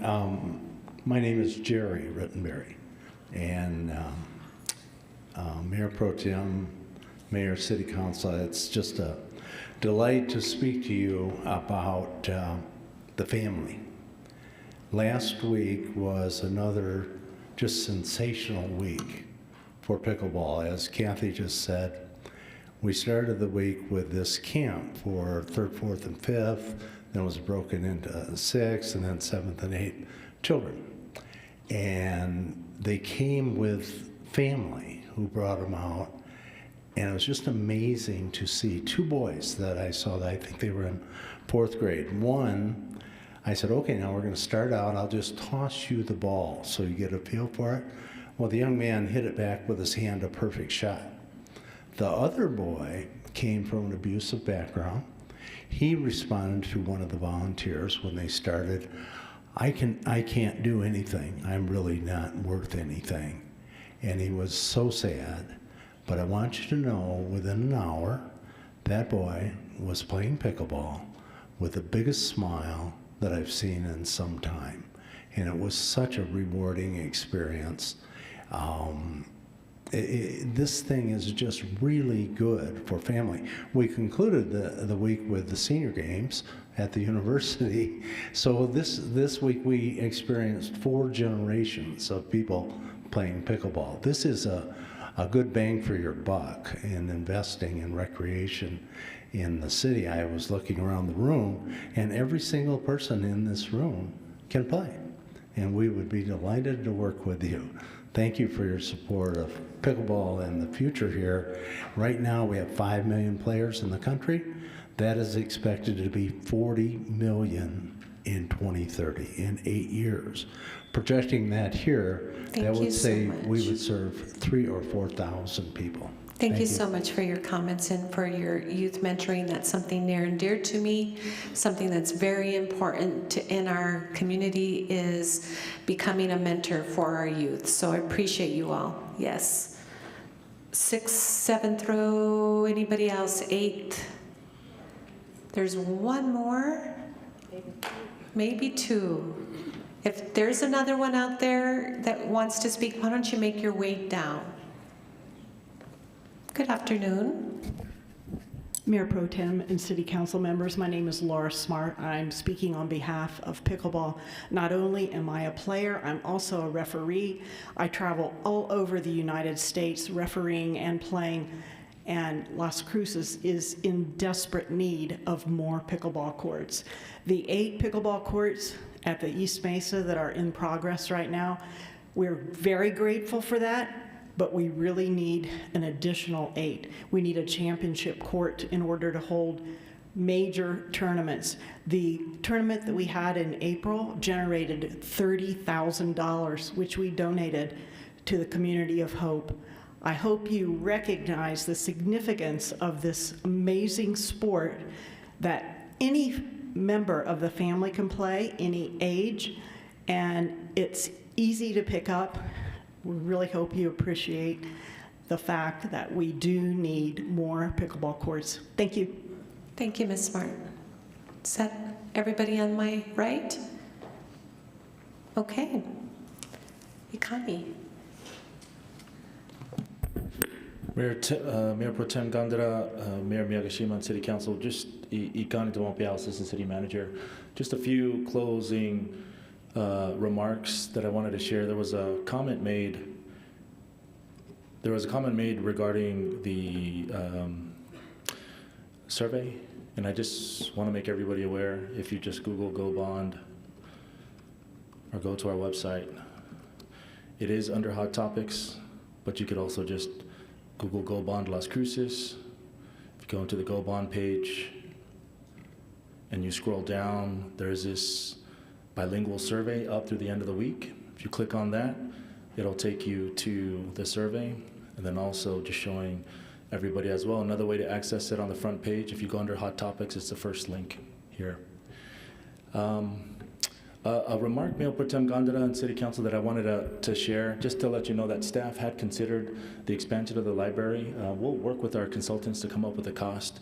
There were various projects that we were asking whether we should move forward from staff perspective, because we were trying to anticipate which ones to bring forward, which ones to, and so it was just throwing up the best that we could. And so the reason why that one didn't come on this one, but we were planning to bring it on if we had a go bond cycle in 4 years, was any project that we owned land, any project that we had not only construction ready, but if it had a master plan. So if it was a CIP with a master plan, and we owned the land, then we were ready to go. So that one came forward on the survey, that one came forward from staff.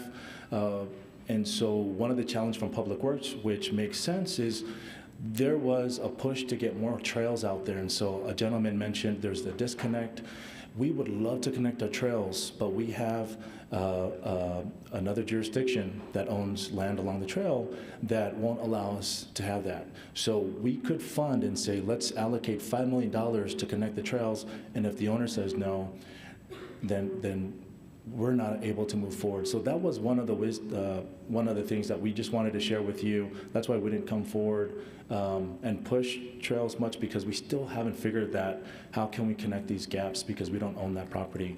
Additionally, we are currently doing the master plan for the library expansion. So just wanted to make you aware on that one. When the master plan expansion and master plan for the library is completed, obviously we would bring that forward and would be a great opportunity in the upcoming Go Bond, but that's why we didn't bring it up before today.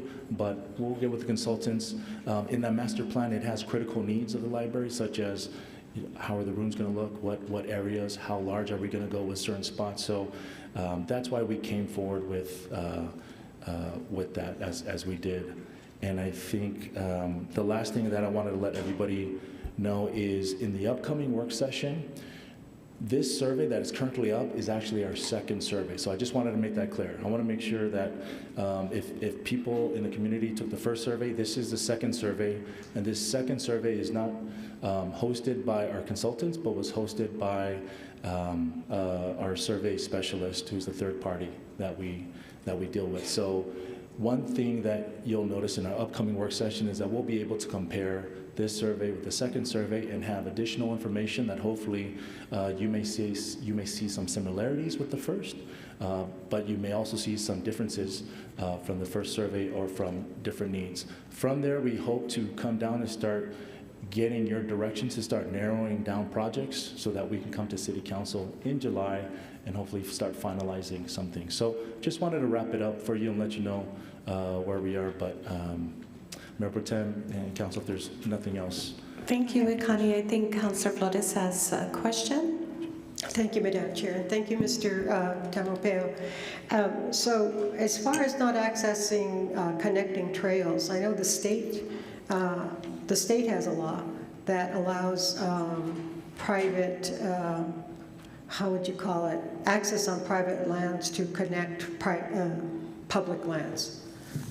The city could possibly have something like that, probably, I don't know. I mean, it would be a question of, it would probably be very limited, but I mean, if it's a question of that impeding our ability to connect trails, it seems to me that we could have a similar ordinance. I don't know. I think that our city attorney would have to comment on that, but maybe not now, not now.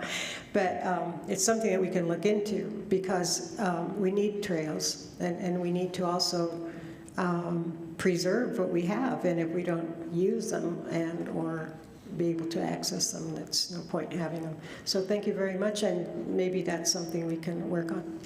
Thank you. Thank you, Councilor Thank you, Mayor. Flores. Any other questions, comments? Okay, seeing none, thank you, Connie, for that.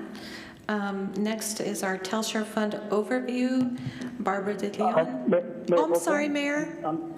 Yeah, I'm sorry. I just kind of. No, I'm sorry. If we move forward, I think it's, and I know it's kind of a mystery how certain people were on a blue ribbon committee last time, but I think that we may want to get consensus if we want to go that route to eventually bring back a resolution and have, a group of different various people throughout the community help us support this. So I just wanted to bring that up. Okay, Mayor, thank you. Okay, next up is 3.2 TELSHOR Fund overview.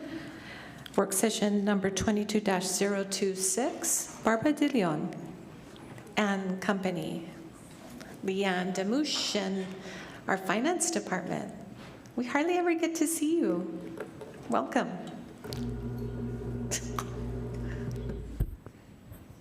Good afternoon. Let me just bring this presentation up.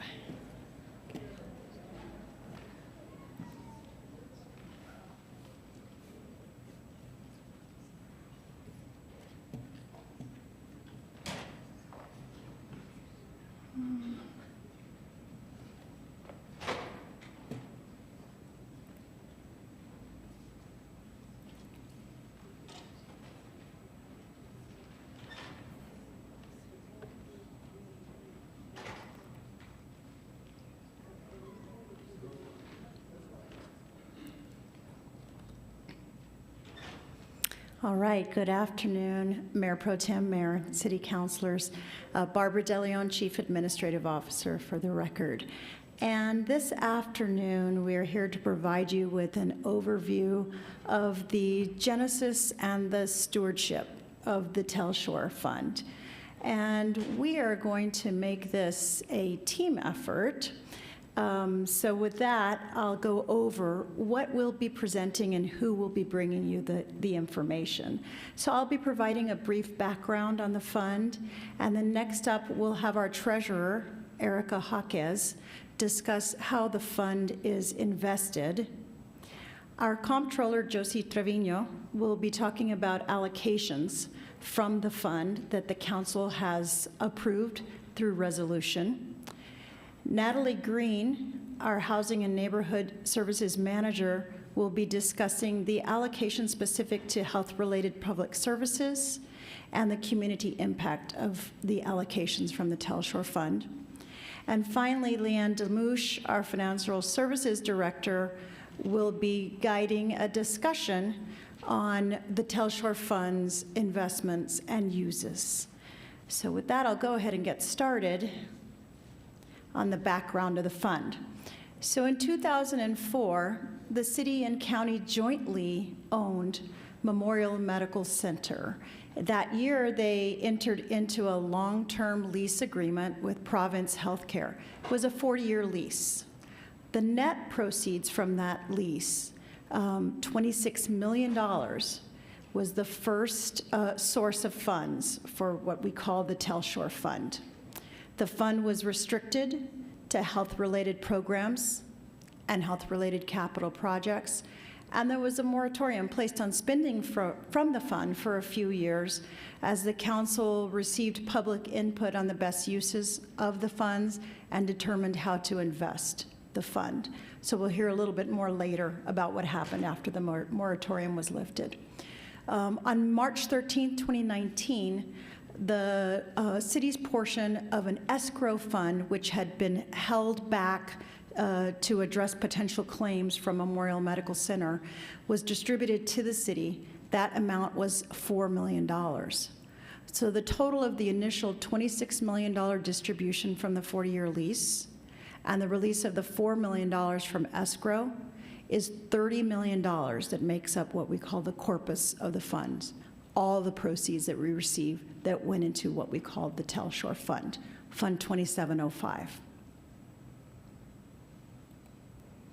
With that brief background, I'll go ahead and turn it over to our treasurer, Erica Jaquez. Thank you, Barbara. Hi, Erica. Hello, good afternoon. Erica Jaquez, City Treasurer. I'm going to start by going over our investment policy. The investments policy is Las Cruces Municipal Code, Chapter 2, Article 5, Division 2. The intent of this division is to establish the authority and procedures for the investment of the city funds. The criteria for selecting the investments and the order of priority should be as followed. The first criteria is safety of principles and the foremost objective of the investment program. Investments shall be undertaken in a manner that seeks to ensure the preservation of capital in the overall portfolio. The investment portfolio should remain sufficiently liquid to meet operational requirements and unanticipated cash needs. Also, the investment portfolio should be designed with the objective of attaining a market average rate of return. Under this division, the following investments are allowed: U.S. Treasury, U.S. agency, money markets, mutual funds, and commercial paper. These instruments are safe and low-risk investments. Any money identified as long-term may be invested in the State Investment Pool, or the SIC. Quarterly investment reports are provided to Council. Council periodically reviews and approves any SIC investments. The investment strategy. The money in the TELSHOR Fund was identified as long-term. Resolution 07378, approved on June 18, 2007, established an investment strategy. It allowed the treasurer to manage the investment of 40% of the proceeds. The 60% remaining was invested in the State Investment Council. Of that 60%, 30 was in the large cap, 20 was in the small medium cap, and 10% was international. Annual investment income. Annual investment income for the TELSHOR Fund has varied throughout time. The investment income earned from 2007 to present, it's close to $8 million, with an average of $495,000 per year. Investment income is defined as profit that is earned from investments. The book value is the price paid for the investment, and the market value is the current market price of an investment. Market value is theoretical. Any gains or losses are realized when the investment is sold. Fund value. Fund value. What makes up the fund value? Fund value is the sum of what you put in the fund, which is the corpus, plus any investment income received as dividends and interest, minus any allocations spent out of the fund.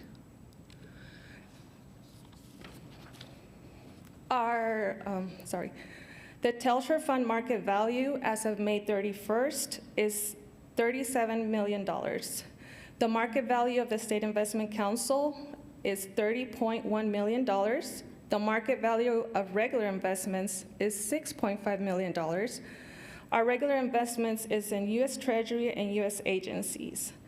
The TELSHOR's cash balance is $400,000. This money is what we currently have in our bank, and it earns interest overnight. Now, Josie will come over and go over the allocations.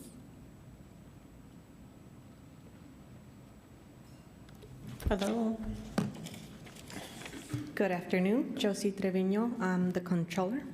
So what is the TELSHOR Facility Fund? The TELSHOR Facility is a special revenue fund. As defined by accounting principles, a special revenue fund is used to report proceeds of specific revenue sources to be used only for the specific purpose determined by City Council. On October 2004, the TELSHOR Fund was restricted to health-related programs and health-related capital projects to be determined by City Council. 3 years later, on October 2007, City Council approved Resolution 8-112, which was adopted with the definition of healthcare services as the proceeds from a transfer from the TELSHOR Facility Fund and any general fund or other monies shall be dedicated to the health-related public service fund, which shall be used to support the continued physical, mental, developmental, emotional, and social well-being, safety, and housing needs of the City of Las Cruces residents, and to improve the lives of the sick, indigent, or low-income people of the City of Las Cruces. So what has the TELSHOR Fund been used for? Most recently, in 2019, City Council approved 3 resolutions for emergency immigrant refuge humanitarian assistance, also known as asylum seekers. The total amount that was allocated was $1,075,000. For its efforts in aiding and assisting asylum seekers who have come to the U.S., the City of Las Cruces was recognized as one of the 13 real-life heroes on World Humanitarian Day. This story was published at theusa.com, and if you Google it, it'll still be there. I went to make sure it was still working. So, in addition, following asylum seekers, we had another emergency that not only hit Las Cruces, but all over the world. From April 2020 through February 2021, City Council approved resolution after resolution for emergency assistance to support activities related to COVID-19 emergency response. The total amount that was allocated towards COVID was $3,837,500. In addition to emergency responses, the TELSHOR Fund has funded other initiatives such as the ones shown here. I'm not going to read them all, but some of them include property purchase at 1101 West Amador for Community of Hope expansion, the purchase of the Horse and Hound facility for the Casa de Peregrinos expansion. Another allocation includes $577,600 for the Mesilla Valley Desert Hope Affordable Housing Development to house homeless individuals and provide supportive services such as case management and behavioral health assistance to tenants.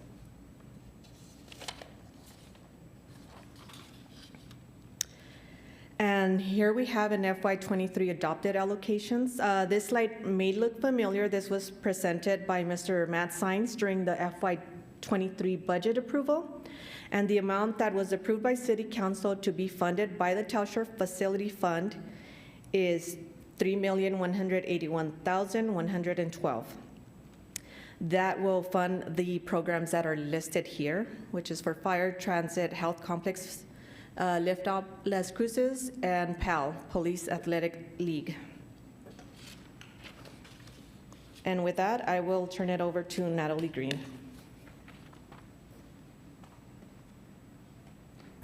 Good afternoon again, Natalie Green for the record. In 2007, the Health-Related Public Services Program was formalized by the council. Former councils had traditionally funded social services as early as 1987. So the allocation to the healthcare program was just a formalization of that process. It included a competitive selection process that's conducted by the Health and Human Services Advisory Committee, and it's done in accordance with the council-adopted application and policy guide. And then just a note that the committee is proposing revisions and updates to that policy guide over the summer.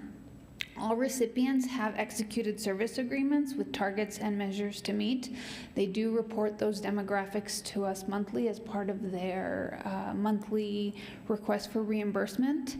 I did include just a total for FY22 to date as of our last monthly invoice round.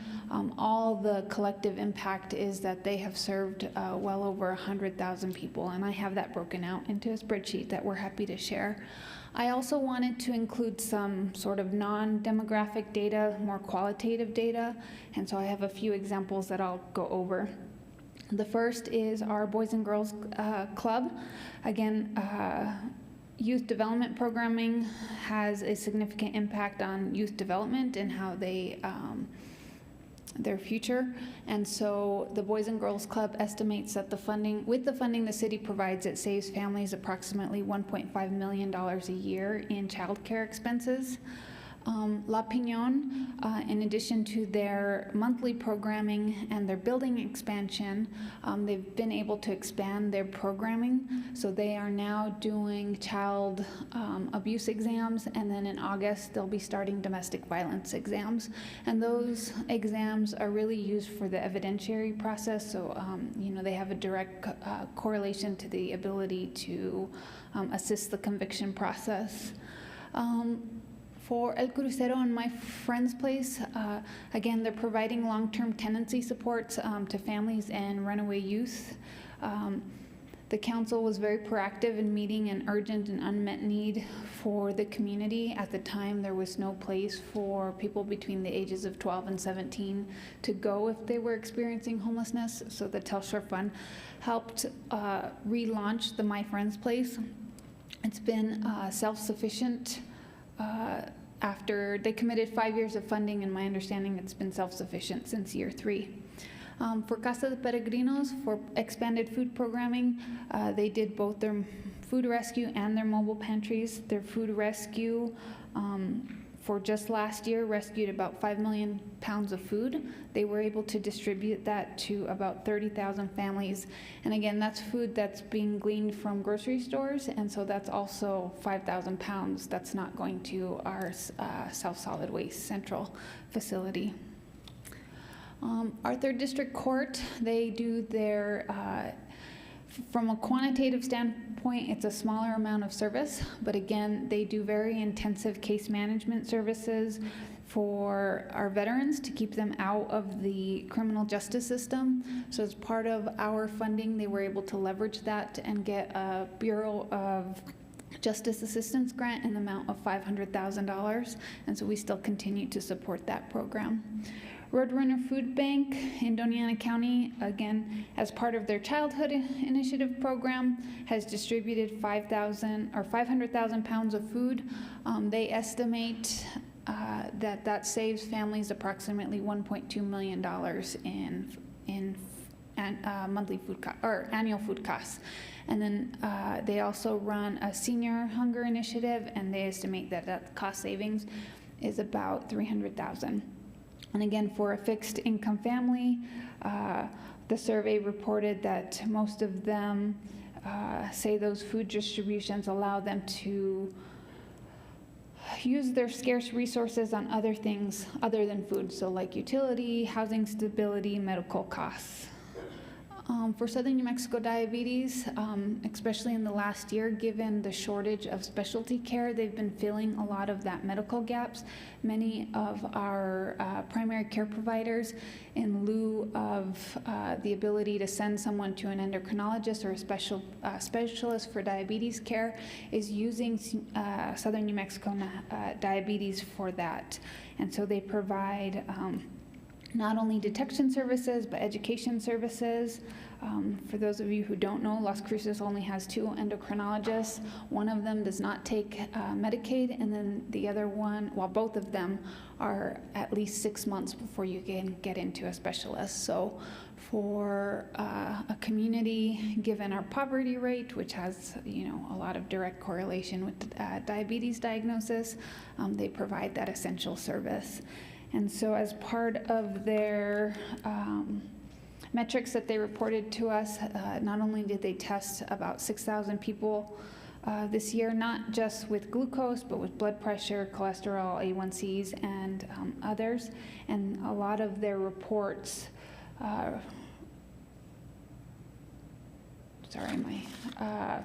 documented out-of-range results.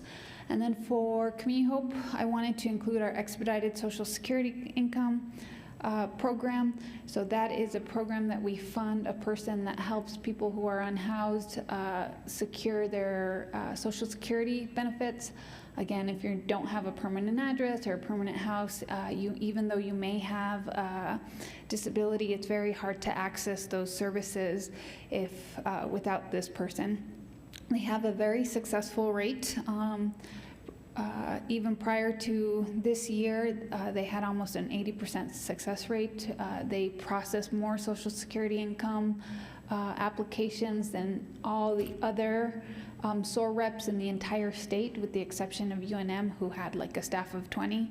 And so they were very successful, and that helps people not only access income, but healthcare services, and then that allows them to end their homelessness and really contribute to the GRT and our landlords. And so that's just a sample. If council's interested in more, we can provide that. And I will pass this next phase on to Leanne Demouche.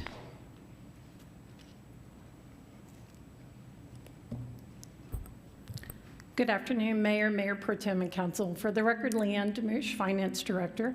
And I've got the best part, because I'm going to be up here taking a lot of notes from you. Hopefully we have delivered some of the topics that you as council were looking for. We do listen to you, and we write down about our notes, and part of our notes are in this discussion topics that we have here. We've heard you talk about, how are we going to use this fund? We have these definitions. Do we need to change the definitions and look at that? What do health-related services mean to the council? I think this recently came up from one of the councilors as a question. Future investing, how should we invest the fund? Where should we go? Where should we be investing these funds? Or should we go, less out of the long term and go more into the short term of our investing? And then also too, one of the things that I've been bringing to you and also to our Finance Select Committee is to reevaluate or recess this risk tolerance questionnaire. And I think actually, I'm not quite sure if the mayor's still online, I think he is, but I think the mayor was the only one that's on the current council that ever took part in that risk tolerance questionnaire that we did. This was done back in 2006. It was a council assessment allocation strategy, and I hear the mayor. I just want to let you know I'm still here. Okay, thank you, Mayor. And then just further guidance on reporting of the TELSHOR for the allocations and the impacts that came across very strongly from the council on what are the impacts, where is this, so that way you as a council can take that back to your constituents. And so we know that that's really important to you, and so we directed that part of this presentation towards that direction as well. And so these are some of the discussion topics, of course, that we brought, that, bringing forward to you that, we caught in our notes and some of your past council meetings and work sessions. But however, we'd like to turn that discussion over to you and take notes and answer any other questions that you may have addressing the TELSHOR Fund. Thank you, Leanne. I'm going to start with Mayor. Yeah, because I may lose you because we're crossing over. So just a couple things. Thank you for that presentation. Just a couple items just to maybe have staff or your department look at, Leanne. So let's say we were to maybe shift some of that money in the next year or so. I broke it down, like, for example, $5 million into T-bills or Treasury bills. That maybe for 1 year. Treasury notes, another $5 million. Those, I think we can do 2 years. And then, I don't know if you've ever heard of, it's called Treasury Inflation Protected Securities, or TIPS. And I think the maximum on that is $5 million that we might be able to do. And that would be for 5 years. And that's specifically meant to help us with regarding inflation. And that's why there's only a certain limitation on that. And these are all through the Treasury Department. So it's a little bit, should be a little bit safer. So I just wanted to use that as a discussion or a conversation starter, and then kind of go from there. And then, right now, I think, we're in some unprecedented times, and that's why it's concerned me a little bit, and that's why this discussion is very timely, because I don't want to be, in my opinion, where we're still at. I think we need to kind of pull it back a little bit for the next year or two and see where that goes. And then also, that's why I like when we're able to use this money with our housing partners, because if they can pay us 3% interest or so, 3.5%, I mean, that's pretty good. And so, anyways, that's all I've got, Madam Chair. So if I lose you, I'll maybe try to pick you up a little bit later. But for the most part, I'll try to listen as much as I can, and then I'll probably be off in the next 20 minutes. Thank you, Mayor. We have Erica, I think, wanting maybe to say something, or Leanne? Or, well, Mayor Pro Tem and Council, I was going to have Erica, in one of her slides, she showed you what the resolution showed. I was going to maybe have her cover where actually the funds, the long-term funds, where we have those invested right now and the percentages. Do you have that slide? Oh. Yeah, it's 20. There you go. So the first one is what the resolution approved. Erica, I'm sorry, will you state your name for the record, Erica please? Hawkes, Treasurer. Okay. The first one is it's on my left. The resolution approved, this is the 60% that the resolution allocated. It's 17% international, 50% large cap, and 33% small cap. That's when we started in 2007. And then this is our current one to the right. It's international. It's at 13%. Small mid cap is at 28%, and large cap is at 59%.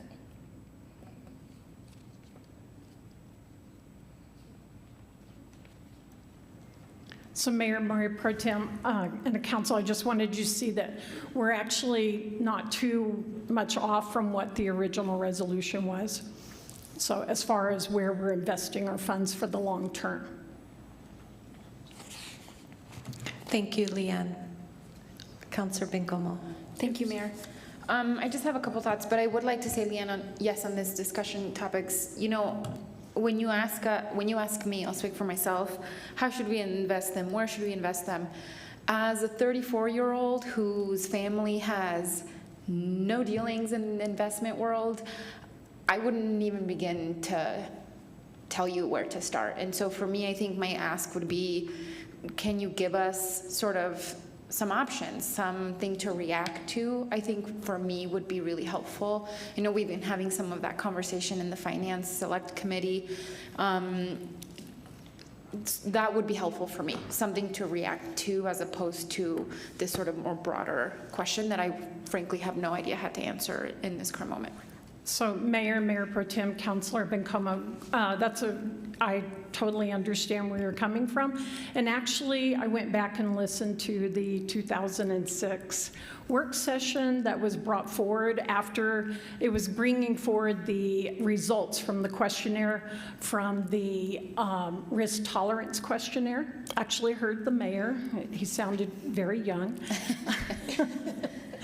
But actually, it was through this risk, and Mayor, I know if you're still online, I know that you remember this. During the risk tolerance questionnaire, they actually were able to derive a mix of where they felt for the next 20 years that this fund should be invested.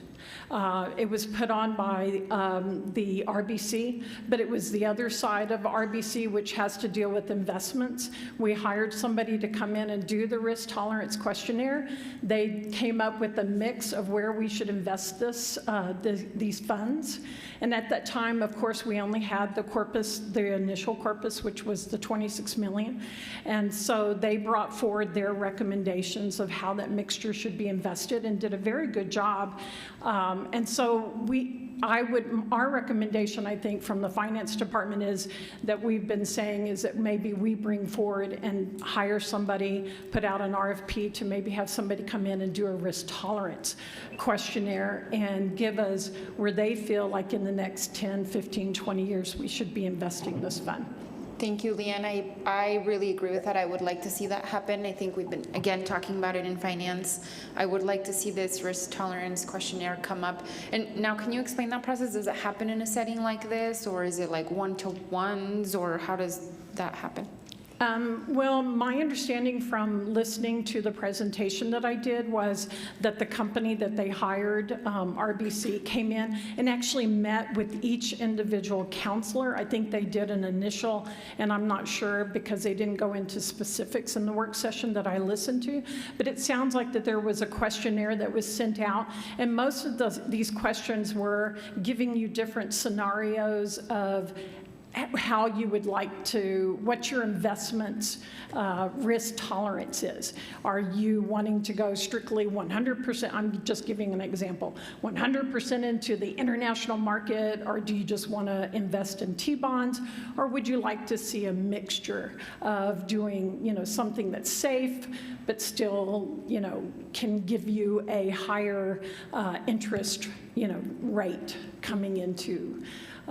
It's looking at how risky you would like to take for these funds. Okay, that just seems like the appropriate next step for this one, given how long it has been, given the recent emergencies we've had and had to tap into the TELSHOR fund, and frankly, emergencies that are coming up, like climate change related emergencies, right? And so I just think it's important that we have that kind of conversation. I will say on the other side, I only have ideas for how to spend it.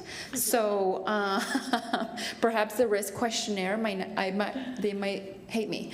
But I did want to know before I pass it on to my colleagues that I'd wondered for a very long time, and I know there was advocacy efforts in past from nonprofit organizations like Community of Hope, Casa de Peregrinos, and perhaps other organizations who already are operating out of city-owned buildings like La Casa and La Piñón, for them to be a direct budget item instead of them having to come do this application process, right? This competitive application process. And I've always wondered, right, we have organizations like Mavida, Film Las Cruces, DLCP, Downtown Las Cruces Partnership, who do have direct line item investments, right? They don't have to go through a competitive process. I'm curious why, I guess my question really is, to get to the point of it is the TELSHOR, can the TELSHOR fund be dedicated towards something like that? So first of all, Mayor Pro Tem, Councilor Bencomo, I'm going to try to answer your first question about the different, film Las Cruces, Movida, MIRVDA. We actually have service contracts with them. And they have, within these contracts, they have their performance-based. And I think they come up here and actually give a presentation to council on a quarterly basis of what their contract and their performance is. So if these other agencies that you're talking about, if we do something where it's a performance-based, it would be something that we as staff would need to look into to see if we can do something like that. I am unsure, and I'll let Barbara, it looks like she wants to add on. Thank you. Yes, Barbara DeLeon for the record. So I believe historically, and Natalie may be able to add to this as well, the intent of the health-related public services funding was that it would be at a certain level that would not affect the corpus of the fund. So it would be limited to a certain amount of money per year. And I think as Natalie showed, it rose. It initially started, I believe, at $300K to $400K. Most recently is at a $600K annual allocation from the fund. So by grouping all of the funding for those nonprofits under that budget, so to speak, it allowed for the control or the planning of funds spent that wouldn't affect the corpus of the fund. I think if you add line items, that's certainly under the purview of the council, line items to the budget of programs to be spent from the TELSHOR fund for specific organizations. We certainly, in the FY23 budget, we have programs funded from the city that are under the TELSHOR, that are coming directly from the TELSHOR fund, like MIH, CIT, for example, in the fire department. So again, that's something that the council could decide. What we would just need to make sure that we track is if it's still the intent of the council to keep expenditures at a certain level for the fund, and this could be part of the discussion that we have with investments and risk tolerance, then we just would need to very carefully track that, not only the expenditures and allocations from the fund, but also the investment income and market value of the fund, so that we can balance the need to preserve the fund with the need to fund these health-related public services and other programs. Thanks, Barbara. That's really helpful, and thank you for the language. Yes, performance-based contracts. I think that's worth the conversation, especially given how much these organizations do for our community already, and how often they're coming to us for any type of funding regarding any type of project, and making them jump through all these hoops on a competitive process.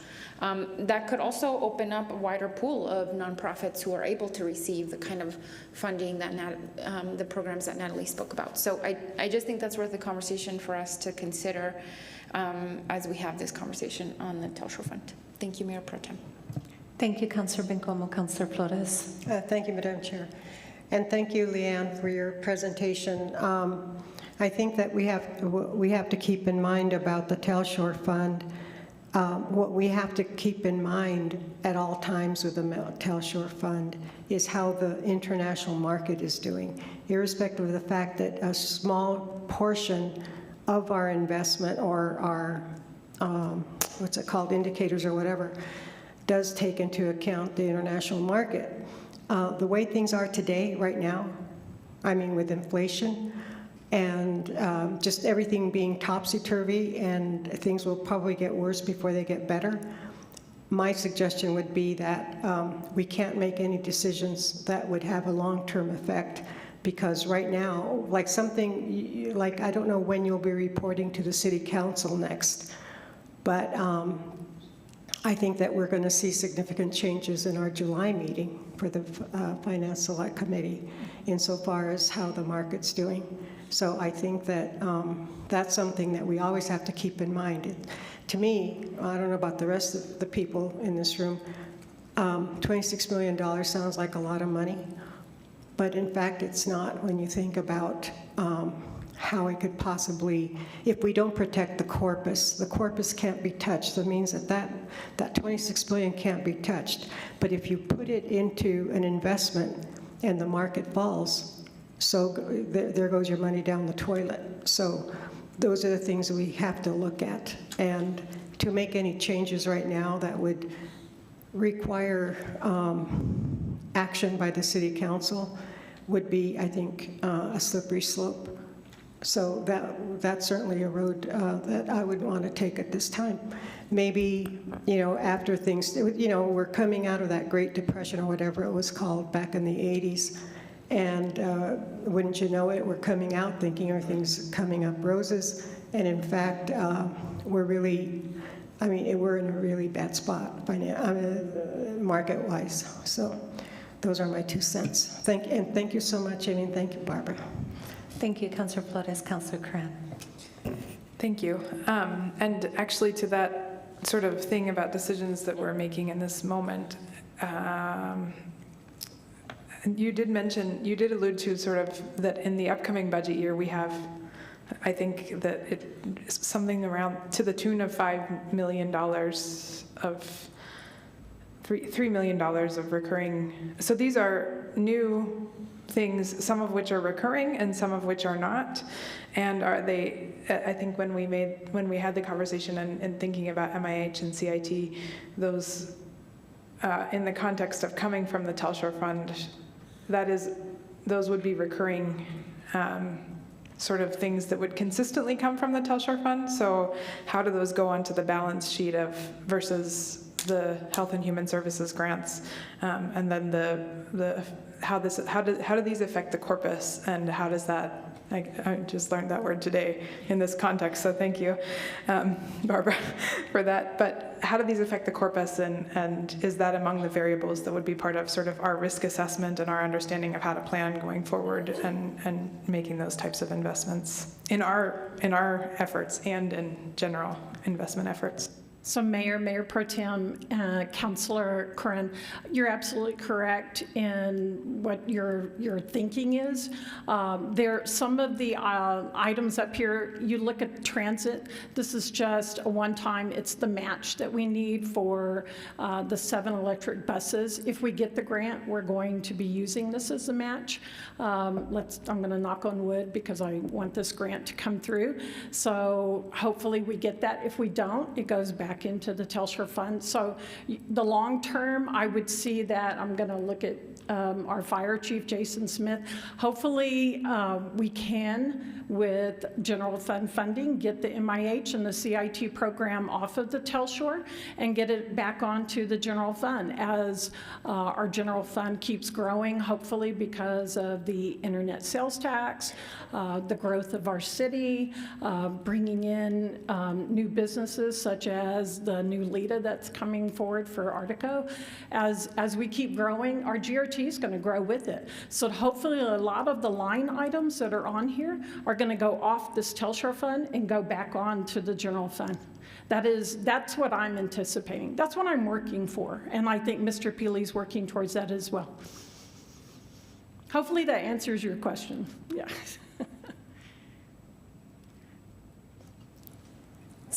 Any more questions, Councilor Cran? No? Okay. Leanne, slide 20. Would you? Oh, I'm gonna ask Erica to come back up here.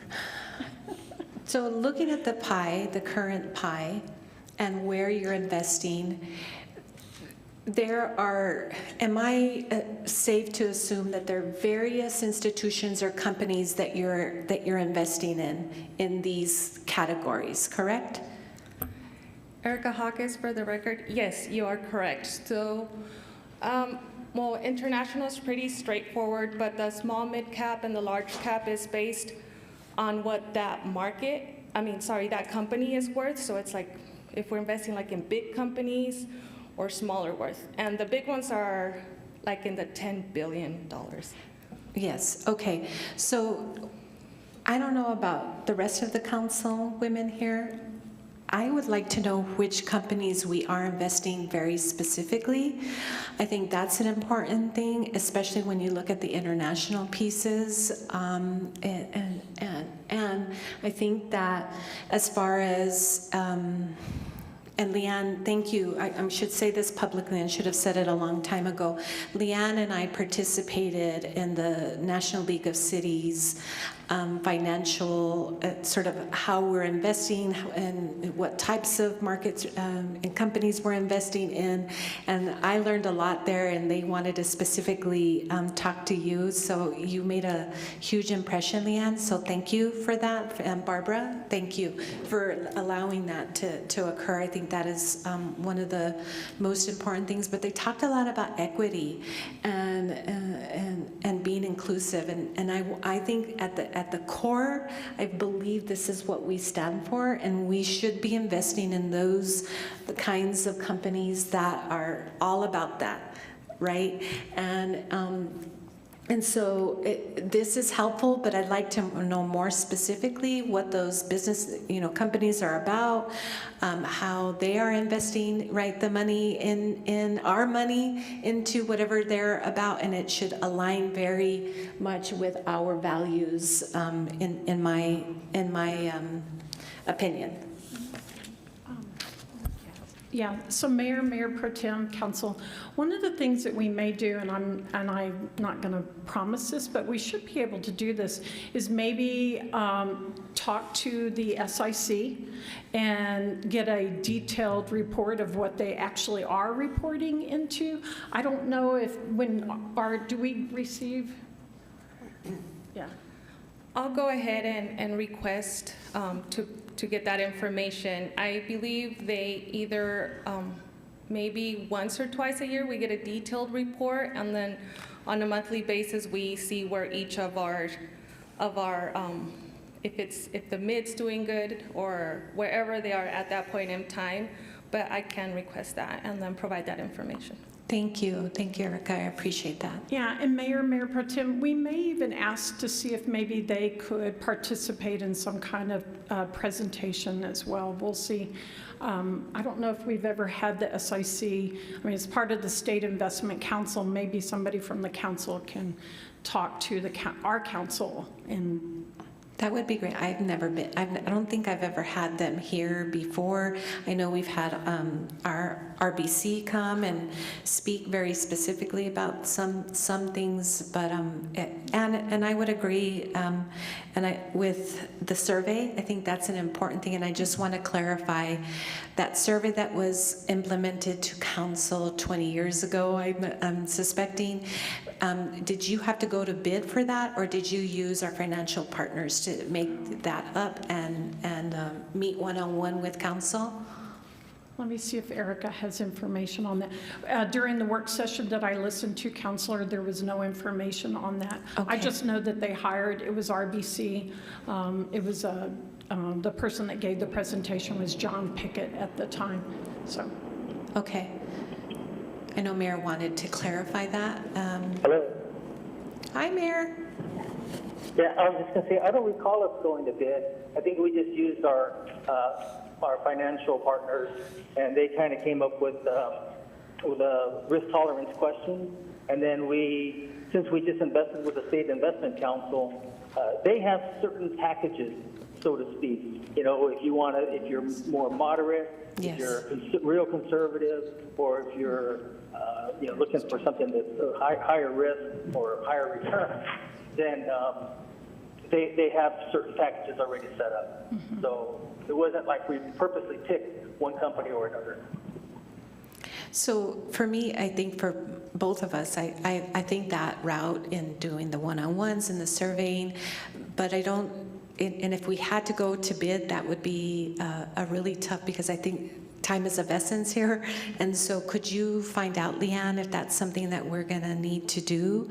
And then you can bring that back to council. I think it needs to be done ASAP, and hopefully we'll be able to just pull them over to do something like this. Yes, so Mayor Pro Tem, and I think Erica has a little bit to add, but Erica and I will work on that and get that taken care of as soon as possible. Thank you, Leanne. Thank you. And then I'm not opposed to having a line item very specific to our nonprofit partners that provide the survival services, like our Casa de Peregrinos, our Community of Hope. These are standing partners with us that do such excellent work. And I think that's an important piece that we should consider. And then lastly,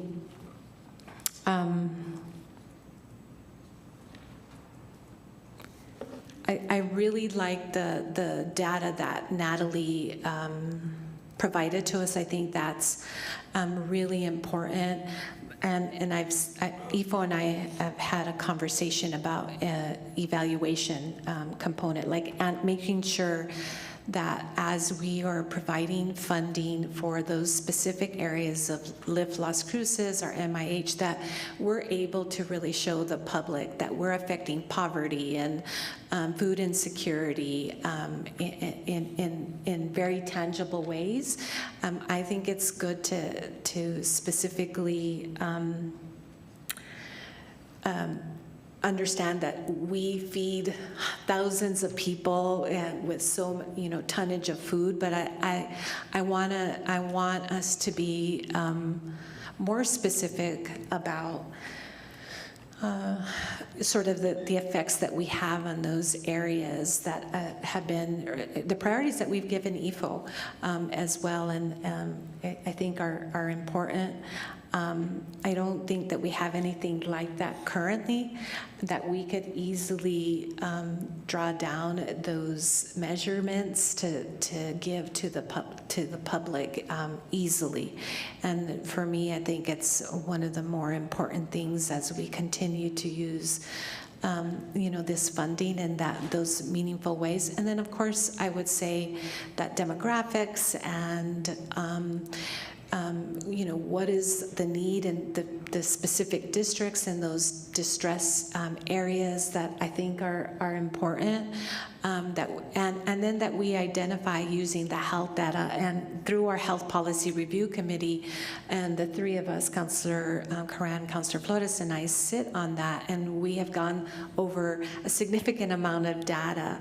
And so when we look at those pieces where diabetes is an important thing, I know one of the top things was air quality. Another thing that's really affecting the public, what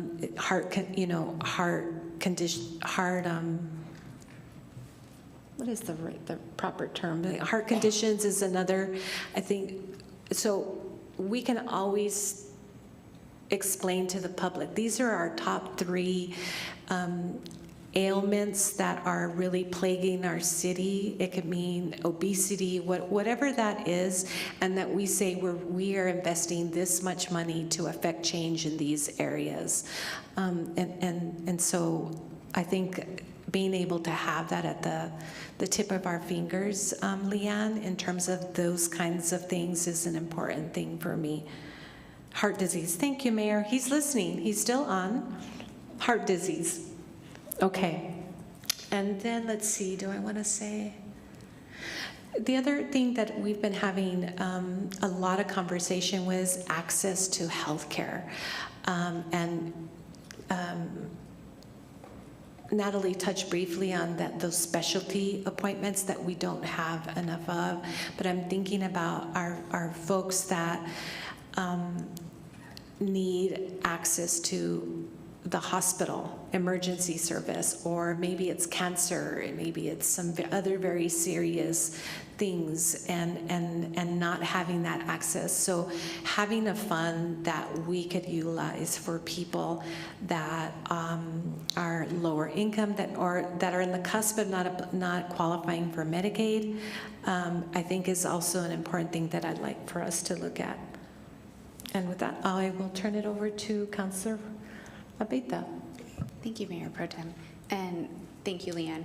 I do have a couple questions and comments related to what my colleagues have said too, but one of the things that's kind of clear for myself is that if we start doing line funds in this fund, then something like my risk tolerance would be much lower, I think. And so when we have, maybe different scenarios that are brought back to us again, I'd like to be able to see what those sort of correlations might look like. And I'm less tolerant of risk towards that corpus. So I'm just kind of looking at those items. The definition that we have for services for myself has seemed very effective when we did everything that we needed to for COVID response. We were able to use those definitions, but looking forward, if there's other types of emergency responses that we might have to address, just looking at that definition and making sure it can be brought forth. As was talked about, there's possibly climate issues or other types of emergencies.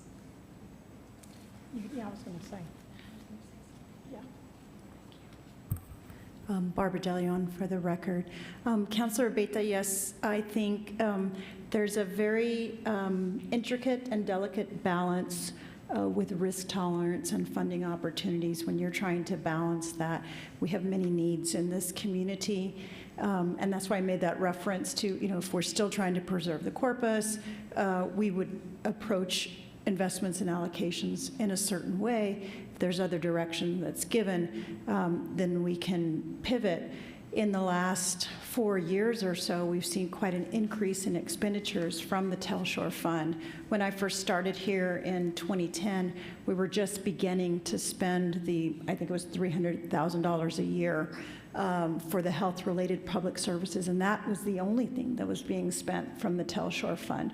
So $300,000 a year, then went to $400,000 a year, and then you saw some of the examples of allocations from 2017 to the present, where we've had several $1 million in building acquisitions and response to emergencies, things like that. And then that's why we're just being very careful to make sure that we're tracking the corpus of the fund. We've certainly been able to spend increases that we've seen in the fund and in income, but we have to continue to monitor that very closely. If you dial back your risk tolerance for investments, you're not going to yield as much because you're concentrating on preserving your funds, and so you're not going to yield as much for expanded opportunities. But again, it just all goes back to what the intent is of the council for the preservation of the fund, the growth of the fund, and the types of expenditures that you'd like to make for the fund. So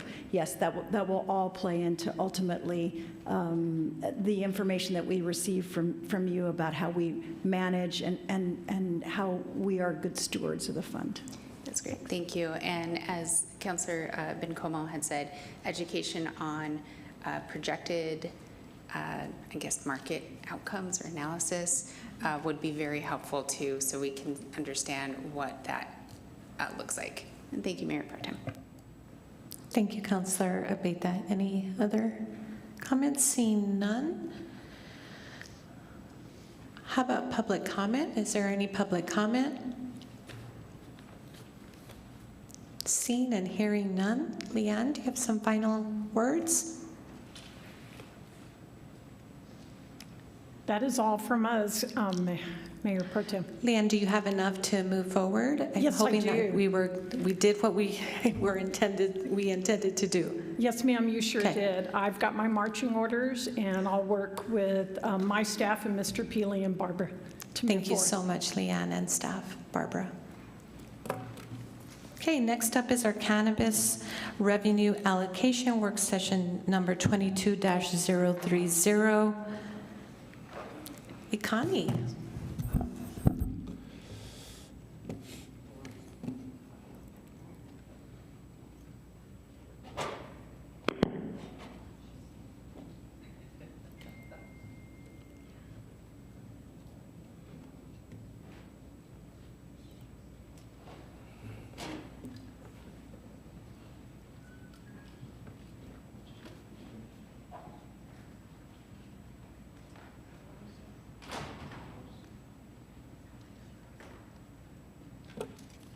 Oh, you go first. Sorry, I got confused. No, you're good. You can stay right there. Okay. Greetings, Mayor Pro Tem Ganda. Yes, proceed. Councilor Flores and Yes. Mayor Miyagishima. Thank you, Councilor Flores, as you're running the show right now. You called it right, it's a show. Thank you. Ikani Tamopiao, Assistant City Manager, and here, what you have in front of you is the local cannabis revenues, appropriations, presentation, and discussion. First of all, behind me, we have various staff who will be presenting, and I'll be getting to that in a minute. On the agenda, we have the review of the Finance Select Committee and EDPRC. This presentation went through 2 internal meetings with city council members on it, and so they actually helped us put this presentation together, so we as staff accommodated and made adjustments. Additionally, we'll be reviewing the revenue forecast. Dr. Torres has run some great analysis. We'll be reviewing police impacts and police needs and fire impacts and fire needs. Just wanted to share that these are not essentially costs that police is requesting us for. This was administratively from the city manager's office. We wanted to see if there are true costs to the cannabis revenues as it moves forward. We wanted to bring this to you proactively to city council. So Dr. Torres went to police and fire to see if there were any costs that would come about the cannabis industry being approved, and these are the impacts that you'll see later in this presentation, including some opportunities from economic development. The third item we'll be reviewing from Matt Sines, reviewing the tax escalator, a little history on cigarette tax in the city, and replenishing the TELSHOR fund. This is the reason why we wanted to go strategically after the TELSHOR fund, because there were many of the questions that were asked in the EDPRC, Economic Development PRC, was actually hopefully answered in the previous presentation, so we just wanted to save some time because that was important to the EDPRC. And then we'll have Irene Parra compare some of the cities from Denver, Los Angeles, and Portland, and share some of the economic development opportunities. So in the Finance Select Committee on April 22nd, there were 2 things that was shared as major ideas. Number 1, the consensus to replenish the TELSHOR fund. There was a consensus for that from the Finance Select Committee. Another idea that was thrown out at the Finance Select Committee that I wanted to share quickly was that there was a percentage shared that if funds from the cannabis excise tax was to go forward to the replenish the TELSHOR fund, that perhaps there's a percentage that would go to the TELSHOR fund, and then there was a minor percentage that be saved outside of the TELSHOR fund for projects that didn't fall under the scope of the TELSHOR fund, such as percentages 90-10, 80-20, or 70-30. Those were some of the ideas thrown out. Again, I just wanted to share some thoughts that were shared. On May 18th, staff presented in front of the Economic Development PRC, and this is where there were a lot of TELSHOR questions, TELSHOR funding questions. Again, a lot of those questions were answered in the previous presentation, but questions such as the history, communicate the history, understand the history, the creation of the TELSHOR fund, and really understand its intended purpose. Another thought that was shared as well is to understand the past performance, impacts, and evaluate outcomes of the TELSHOR fund, which was shared before, and then also emphasize workforce training. Additionally, prioritize drug treatment plan. There was the idea that the priority to fund evidence-based programs versus just regular programs that are not evidence-based. Just wanted to communicate that. And next up, we have Dr. Torres to share the forecast of revenues.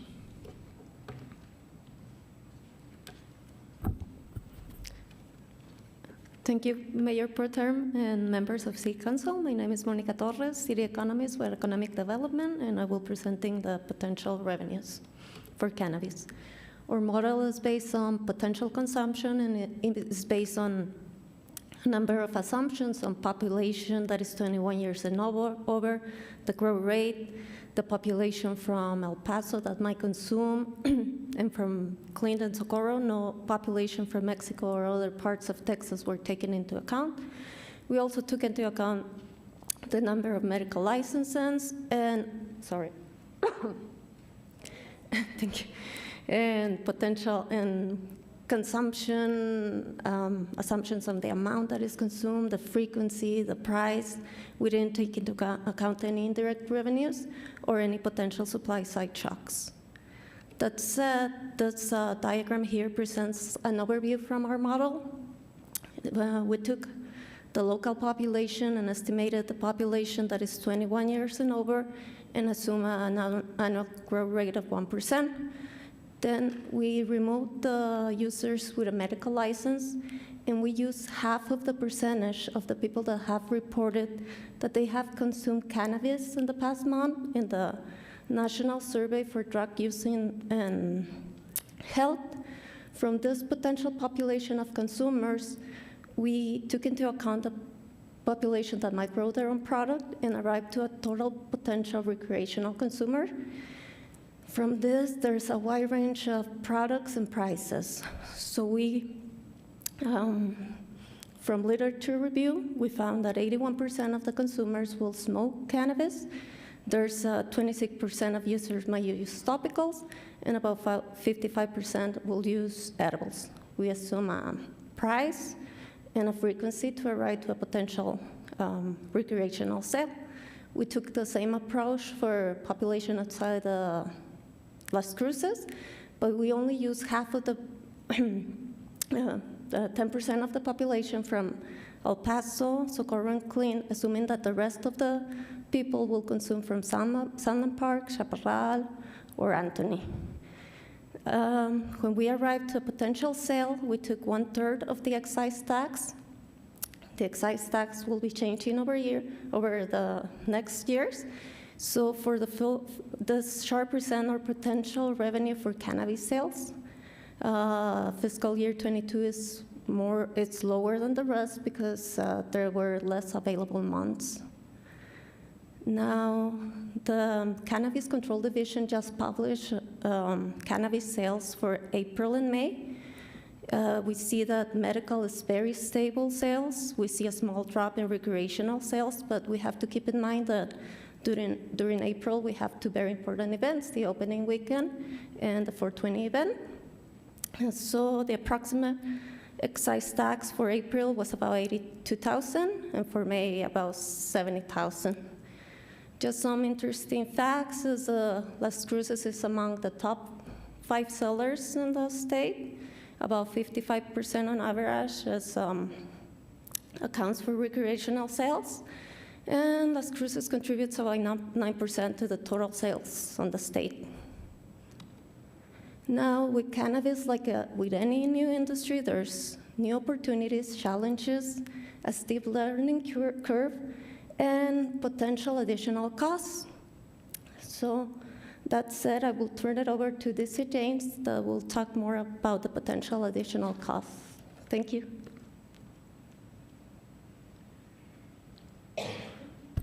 Good afternoon, Deputy Chief Danes, Las Cruces Police Department. In discussing what we were a possible use for this cannabis, all of this is not strictly cannabis-based, I want you to understand, because what we're looking at is getting impaired drivers off the roadway is where we like to concentrate this.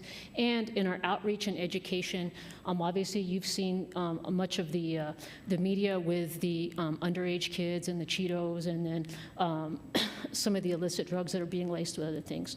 So we also want to make sure that we're looking at a safety aspect for this. So, and also it aligns with many of the council priorities like safe streets and things of that nature, because we want to keep our motoring public safe. I know we want to make the city more walkable, bikeable, things of that nature. So we want to make sure that we have impaired drivers not on the roadway and endangering those folks. And all the unimpaired drivers on the roadway. As you know, we are growing, and if you've ever been at TELSHOR and Loman at noon, you can understand that we do have some traffic issues, whether you're impaired or unimpaired. So I just want to go forward with this. So in working with Dr. Torres, we estimated some potential costs, mostly in the training part, for the police department, and we'd like to also make sure that we're doing outreach and education, which I'll explain as we go on. So let me go to this next one.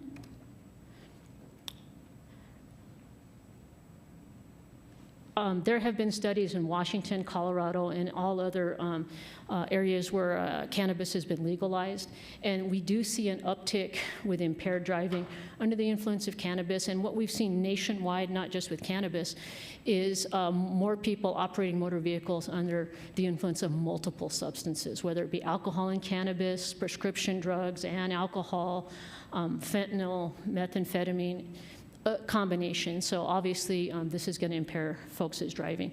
In New Mexico, as you well know, we only have one per se limit for alcohol, which is 0.08. If you are arrested and you have a blood test and you're over 0.08, you are presumed to be impaired. That's actually fairly easy because there's been long-term studies through the National Highway Transportation Safety Administration, things of that nature. Now, when people are impaired by any kind of substance, whether it can be over-the-counter, illegal drugs, cannabis, or alcohol, or any combination of those, they're all going to react differently and be psychoactive at different times depending on when the person ingested it, how much they ingested, and what combination. So when an officer comes in contact with them because there is a driving infraction, a crash, so they're asleep in the drive-thru at Whataburger or something of that nature. Could be one of our officers. I'm just kidding. We like Whataburger. Just kidding, just kidding. But so we were going to go ahead and we're going to do an impaired driving, or if you want to call it DUI for the easiest term, driving while impaired. Okay, we are going to do our standardized field sobriety tests. All our officers are trained to do so. But most of the time, we concentrate much of our training on being impaired under the influence of alcohol, okay, which is a central nervous system depressant, in the same category as Xanax, Prozac, and other medications that affect that particular central nervous system in that way. What will happen through our policy and through the state of New Mexico is you have to be under arrest for driving under impaired. You will take a breath test. If it's anything under a 0.8, then we would like to go to a drug recognition expert exam, which is a 12-step systematic process, which is developed in 1970 by LAPD. It has been certified through NHTSA. It is in all 50 states and many countries throughout the world, okay? What this does is it takes an officer who is very, very well trained. I was a drug recognition expert and a drug recognition expert instructor because I have a passion for impaired driving. That's not being impaired while I drive, but for enforcing that. I think that's one of the most proactive things an officer can do is to get folks off the roadway, with a very, very dangerous weapon if they're not using it correctly. If you think about it, it's a 2,000-pound weapon that you could hurt somebody with. So I was very passionate about that. It's very intense. It's like taking a semester of biology and chemistry rolled up into a semester. So you need to also have very dedicated officers who are passionate about it. So those officers will come in and do a systematic 12-step process and determine what of the 7 categories of drugs that person is psychoactive at the time. So just as an example, if someone was under the influence of methamphetamine and cannabis, or methamphetamine and let's say fentanyl, they're all going to react differently. So what the officer will determine is, yes, they are impaired, and they're impaired under this category of drug. I'm not going to say it's hydrocodone or it's cocaine, or it's just a category of drug. Okay. So, and then we work with the district attorney's office and the city attorney's office to go forward with charging this person and having the appropriate criminal penalties assessed for driving while under the influence. Understand, if there is cannabis involved, it would only be as far as the driving behavior. If it's on them personally or whatever, it's legal. So there's no involvement there. It's specifically because they're driving under the influence, okay? These drug recognition experts, we also work very closely with a lot of our community stakeholders, specifically the Las Cruces Public Schools. When I was a drug recognition expert, they do, in-service training right before school starts. I would get together with the school nurses because they would see a lot of kids that would be impaired. Obviously, they're not driving, but we teach them, hey, this is what it might be, so you would have a better way of addressing their medical issues and getting those kids help, and not not any kind of criminal, but let's get them into treatment, or if they are overdosing, let's get them some medical assistance, and we can better assess and tell EMS and medical providers at the hospital, we think it might be this category of drug, okay? We also work with the bus drivers. They see these kids every day. They know them. So the kids acting a little strangely, you know, hey, it might be this. And we talk more about vaping and paraphernalia and other things that they might see, but we also work with our the school bus company. Work with our juvenile partners, community outreach, anybody who would like to have some education about that. Parents, we get a lot of that from parents. What should I look for if my kids are using drugs or under the influence of drugs? And again, this is all towards education, deterrence, treatment, nothing criminal at this point. So that's what the drug recognition officers do. Okay? So you have a background of where they're coming from. There is a substantial training cost because they're gone for the first 2 weeks in this intense class. And I just want to let you know it's not like any other training you've ever been to. If you fail one test, you fail the entire class, they send you home. And you take a test every day. Okay, so you go through that, and you have to also complete a comprehensive exam, and then we send you off to another location. When I went through, it was the Maricopa County Jail in Phoenix, and these people volunteered to let us evaluate them. There's no criminal charges to that, and they love to participate because it gets them out of a very crowded jail cell. They get some free meals, and they let us just evaluate them, and they'll tell us too, oh no, it wasn't this, it was this, this is what I took. So it also helps the drug recognition expert develop their skills. They have to have a certain percentage rate of passing with what they called, is what you would call it, what the influence is. There's also continued training, national conferences, also constant updates. Now, what these DREs can do is they can also help train our patrol officers. Obviously, the officers that are out there day in, day out, making contact with the motoring public. And that would be a 2-day A-RIDE class, Advanced Roadside Impaired Examinations, and not gonna make them a DRE. It's just gonna make them feel more comfortable with seeing someone who's under the influence and being comfortable with making an arrest. Because what we teach in the academy is very, very alcohol-based, so they're going to look for very specific things. But many any other substances do not react like alcohol. So we want to make those officers more comfortable with that, and that is just ongoing training. Over the next 3 to 5 years, we'd like to have the entire uniformed division trained in this. And what's nice about the A-RIDE is the DREs can push forward that train-the-trainer training, so that is not going to entail a lot of costs. It would more just be with the DREs. We currently, right now, just have one DRE. We would like to go forward to have 5 to 8 so we can have enough on every shift. And they're also on call, so if you get a call at 3 in the morning, I remember taking those phone calls, having to go out and do the evaluation. So there are some overtime costs and things of that nature. So in working with Dr. Torres, we anticipated training, travel costs, because not all of it is in New Mexico. And with the cost of gas, just that was a significant amount. Hopefully, we would also work to bring the training here to New Mexico and host it, which would cut down on our costs. I want to say like in 2006, 2007, when I was in charge of the program, we actually brought it down here. So it can be done again. And there are some federal funds available through the National Highway Transportation Safety Administration. So, but I think putting our focus to impaired drivers, I know you all get the speeding complaints and all kinds of traffic complaints, but I think that's where we can really make a difference in keeping impaired folks off the roadway. And our community education, working with our business partners in the cannabis industry to let folks know, hey, yes, it's legal. You can possess it, you can ingest it however you wish, but don't drive a motor vehicle. And then we can work together. I know we've already done that with Convention and Visitors Bureau with some of the things, which also you never know could spawn even more rideshare, who knows, those kind of other economic opportunities that folks could have. But we really want to target it towards the education as well with our young folks and keeping them diverted and away from all drugs, as a matter of fact, until they're 21 and they can make that choice. And then making sure that school's a safe place and working with our community stakeholders if they're in education that we can provide to them. So we are estimating and like again, working with Dr. Torres, I think this is a little on the high side, but this is travel, flights, taking the worst case scenario, we've got to go to New York or something for training or something like that.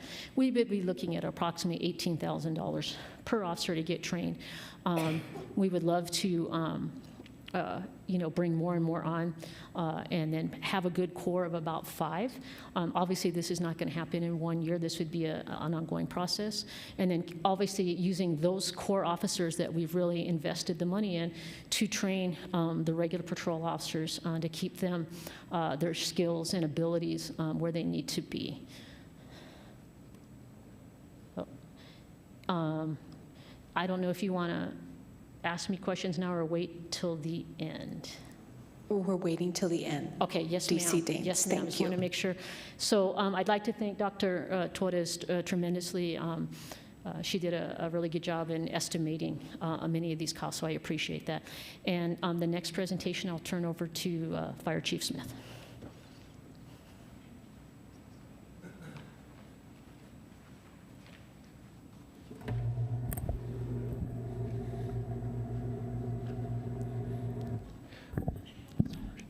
And good afternoon, Mayor Pro Tem, members of council, Fire Chief Jason Smith for the record. So I'm going to be talking to you about the needs in the fire department for our emerging business. So as cannabis is now legal in New Mexico, it is an emerging business, and we do have a lot of people starting up businesses and maybe transitioning from a previous business or being a sole proprietor somewhere else.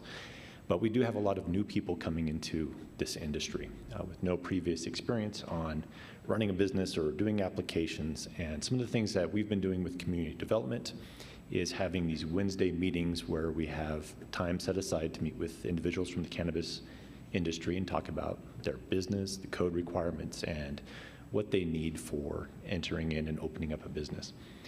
Typically, the fire side is represented by Lieutenant Joe Leos.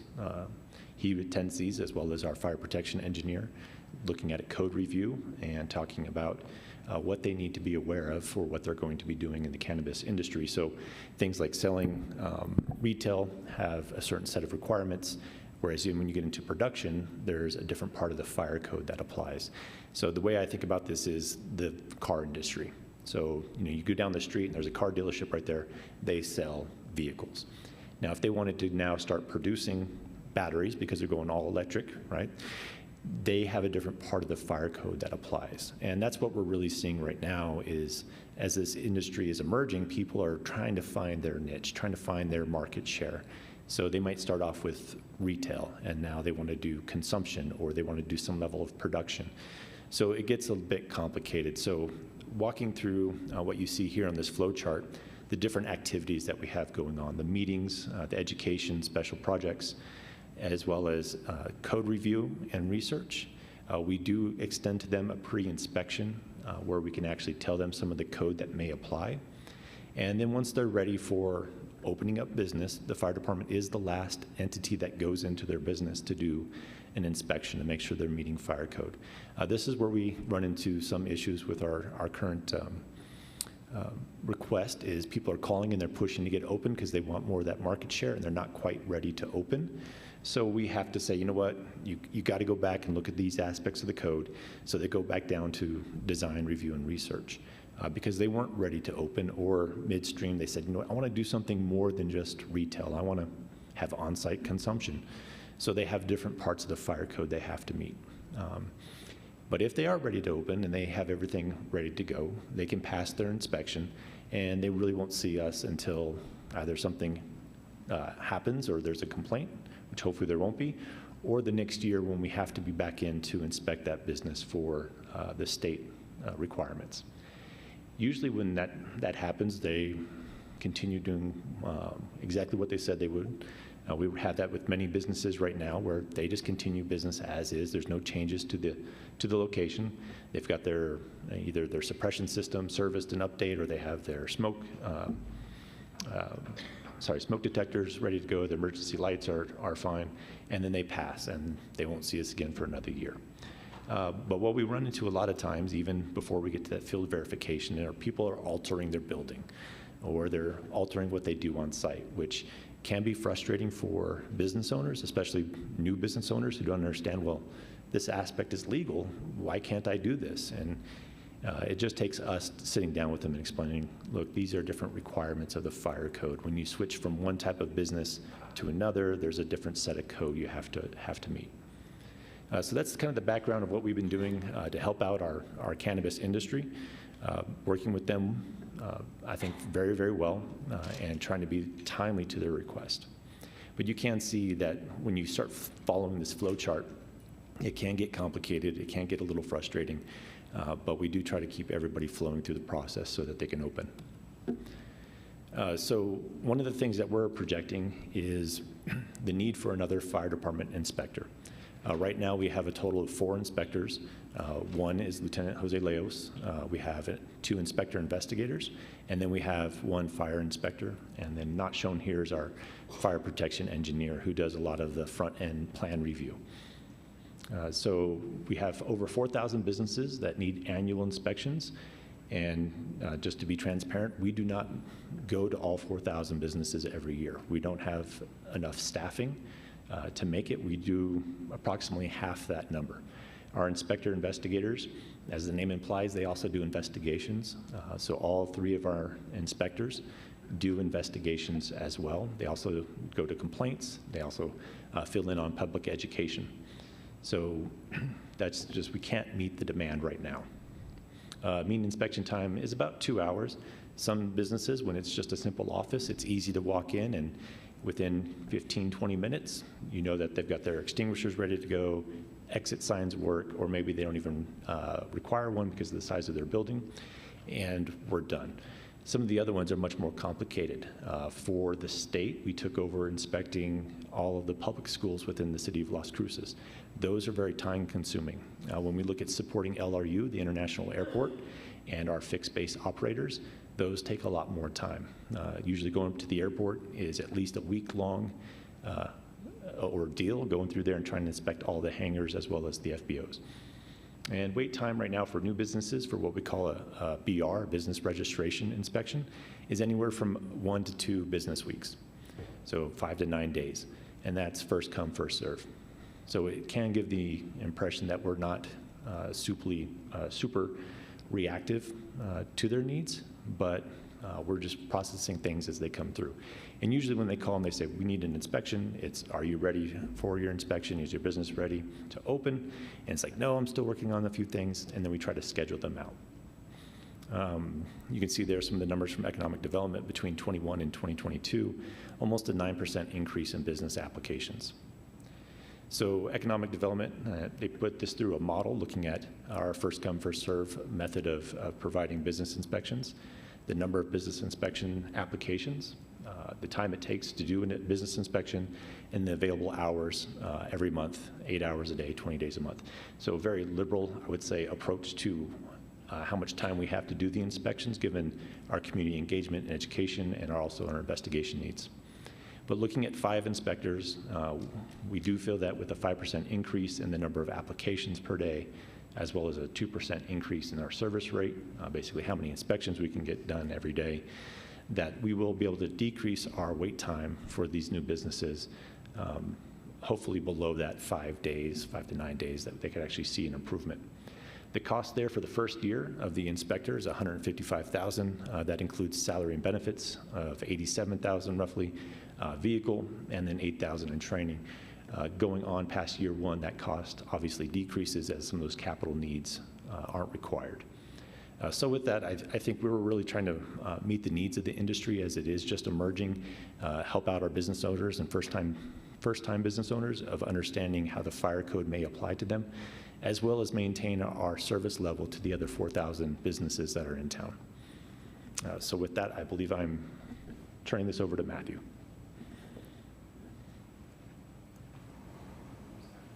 Thank you, Chief. Hello. Hello. Oops, excuse me. So thank you very much, Chief. So good afternoon, Mayor Pro Tem and Council. It's great to see you all today. So I'll be discussing the tax escalator as well as touching on the cigarette tax and TELSHOR fund. So with House Bill 2, the state imposed a cannabis excise tax, and this is imposed on the cannabis retailer. So of course there are several steps into making cannabis available to users, such as a producer who cultivates the cannabis, a manufacturer who manufactures or packages cannabis products, and the retailer who sells that to the end user, to qualified users. Again, the excise tax is only on the sale of the cannabis for consumption. So this tax does not apply to medical cannabis. This is in accordance with the Aaron and Lynn Compassionate Use Act. Also, the municipal distribution is about a third, so that's 33.33%. They're also going to assess an administration fee of 3% for reasonable costs for administering and distributing the payments to the municipalities. As you can see on our table below, our current excise tax through 2024 is 12%. Currently, so a third of that would be 4%.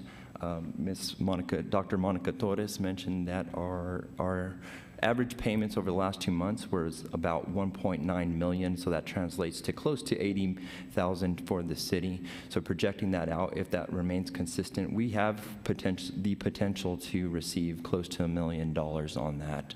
So starting in 2025, the excise tax will increase 1% per year. So through 2030, that excise tax will be 18%. So on the graph to the right, let me see if I can zoom in for you. So you can see the gradual progression of the excise tax on this. This is why we're calling it the excise tax escalator. So in 2024, you can see the municipal distribution in blue. We start off at about 4%, and through 2030, that will we will receive about 6% on that. And the green is the state distribution. So I think the big question is, how do we utilize the cannabis tax? So this is nothing really new to the city of Las Cruces. In the past, we did receive a cigarette tax from the state of New Mexico. This was allocated to a recreational fund under special revenues, and we received about $55,000 to $65,000 a year. And those fundings were used towards playground equipment, recreational centers, aquatics, parks improvements, and the teen program. So in 2012, those funds were reallocated to fund projects at the University of New Mexico School of Medicine and New Mexico Finance Authority for several initiatives with a focus on health. So continuing with a little further thinking on how to use these funds, I want to thank my colleagues from Finance for covering some of the TELSHOR funding allocations that the funding was used for. I'm not going to list every one, but I'm just going to reiterate some of the funding uses that we have used over the years. So in 2017, we had $35,000 for Live Well initiative, $60,000 for meal initiatives. In 2018, we had $155,000 for the Mano y Mano pilot program. In 2019, we had the $75,000 for refugee humanitarian assistance, $880,000 for electric bus match, $500,000 for refugee humanitarian assistance, $401,000 for the nonprofit allocation. In 2020, you can see that we increase our usage. So we have $600,000 for ATP sidewalks, $1.2 million for La Piñon, $1.3 million for the horse and hound purchase, and also close to $2 million for COVID assistance. In 2021, again, we had more COVID assistance of close to $1.5 million, extraordinary pay of $500,000, and then quality of life community assessment of $117,000. In 2022, we have Casa de Peregrinos of $3.7 million. So this graph shows the TELSHOR funded projects over the years. As Barbara De Leon mentioned, our previous allocation was close to $300,000 in 2016, and previously that number has increased to over $1 million by 2018. We had another jump in 2019 to close to $2 million, and we had a spike during COVID for those assistance for COVID uses of close to $7 million. In 2021, we dropped back down to close to 5 million, and then we're back up in our current fiscal year at the funding levels of 7 million. So with that in mind and the great discussion on the TELSHOR Fund, we realized that the TELSHOR Fund currently does not have a dedicated revenue source. So as you can see, the slide that was presented also during the TELSHOR Fund, you can see that our February market value was 42 million. That number has since dropped to 37 million in May. So one of our recommendations and potential uses for the cannabis excise tax is to join forces with the TELSHOR Fund to fund some of the projects that are important to council.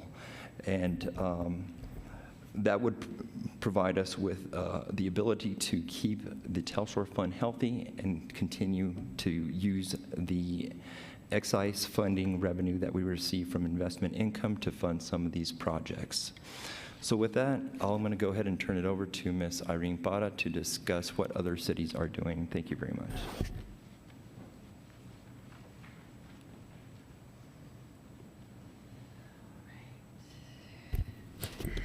Good afternoon, Mayor Pro Tem, council members, Irene Parra, Business Development Administrator for the record.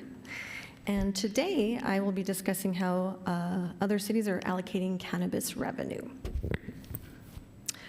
So cannabis has become one of the nation's fastest growing industries.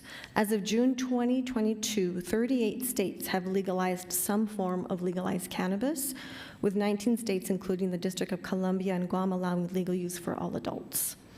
Examining how other municipalities have navigated this rapidly growing industry will help the city in determining the best way to direct funds to support city departments, as well as creating programming to support the specific needs of our community.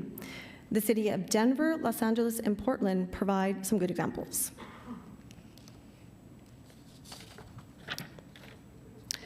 So in 2012, the voters of Denver approved Amendment 64, legalizing retail sales of recreational marijuana. Legal sales reached $434.9 million in 2019, and currently all of Denver's marijuana-related revenue goes into the city's general fund. The city first allocates the revenue to 3 key areas, including regulation, education, and enforcement.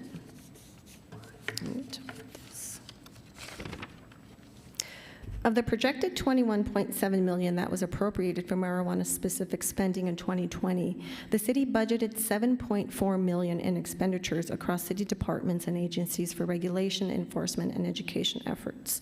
The breakdown per departments reflects top priorities of the following areas: Police and City Attorney's Office receiving 18%, the Office of Marijuana Policy receiving 17%, Fire receives 13%, followed by the Department of Public Health and Environment and the Office of Children's Affairs receiving 11%. Additionally, Parks and Recreation received 3%, the Health Department receives 2%, followed by Finance receiving 1%. More recently, though, Denver has developed a multi-pronged approach to ensure that communities that have been disproportionately impacted by marijuana prohibition can benefit from the legalization. Cannabis social equity work is focusing on prioritizing 3 areas. 1, support for low and moderate housing projects. 2, vacating low-level marijuana convictions. And 3, identifying areas of need in workforce development, licensing ownership, as well as entrepreneurship programs. Taking a look at the City of Los Angeles, in 2016, the voters of Los Angeles approved Proposition 64, the Control, Regulate, and Tax Adult Use of Recreational Marijuana Act. Legal sales reached $4.4 million in 2020. Initially, all of revenue was directed to the general fund. However, as legalization and the growing marijuana industry expanded, it became clear that opportunities in this industry were not fairly accessible to all, most especially those communities who had been disproportionately impacted by the war on drugs. Access to capital, business space, and technical and legal support remained barriers to entrance to this new industry. As a result, the city enacted the Los Angeles Equity Fund, focusing on the following areas: social equity programming and illicit market reduction, financing for social equity applicants and owners, workforce and youth development programming, community safety and violence services, racial equity and reparations, harm reduction in health services, and climate action and environmental services. Allocation of marijuana revenue to the Los Angeles Equity Fund will begin no later than April 20, 2023. Currently, the City of Los Angeles allocates marijuana revenue to the following departments. Climate Emergency and Administrative Costs receive 2%. Justice Fund and Families Department currently receive 4%. Business Technical Assistance and Gang Reduction receive 5%, with Community Safety receiving 6%. Illicit Market Reduction receives 7%, followed by Civil Human Rights Department receiving 8%. Economic Workforce Development receives the largest allocation of 27%. This program includes grants and low to no interest loans to provide capital for planning and operational costs of building and maintaining a business, funding for LA Rise, which is a pathway program for unemployment to permanent work for youth and individuals who have been previously homeless or incarcerated, as well as programming to support employment and job readiness for youth ages 13 to 24. Finally, the City of Portland. In 2014, voters of Portland voted to approve ballot measure 91, legalizing recreational cannabis. Legal sales reached 4.4 million in 2020.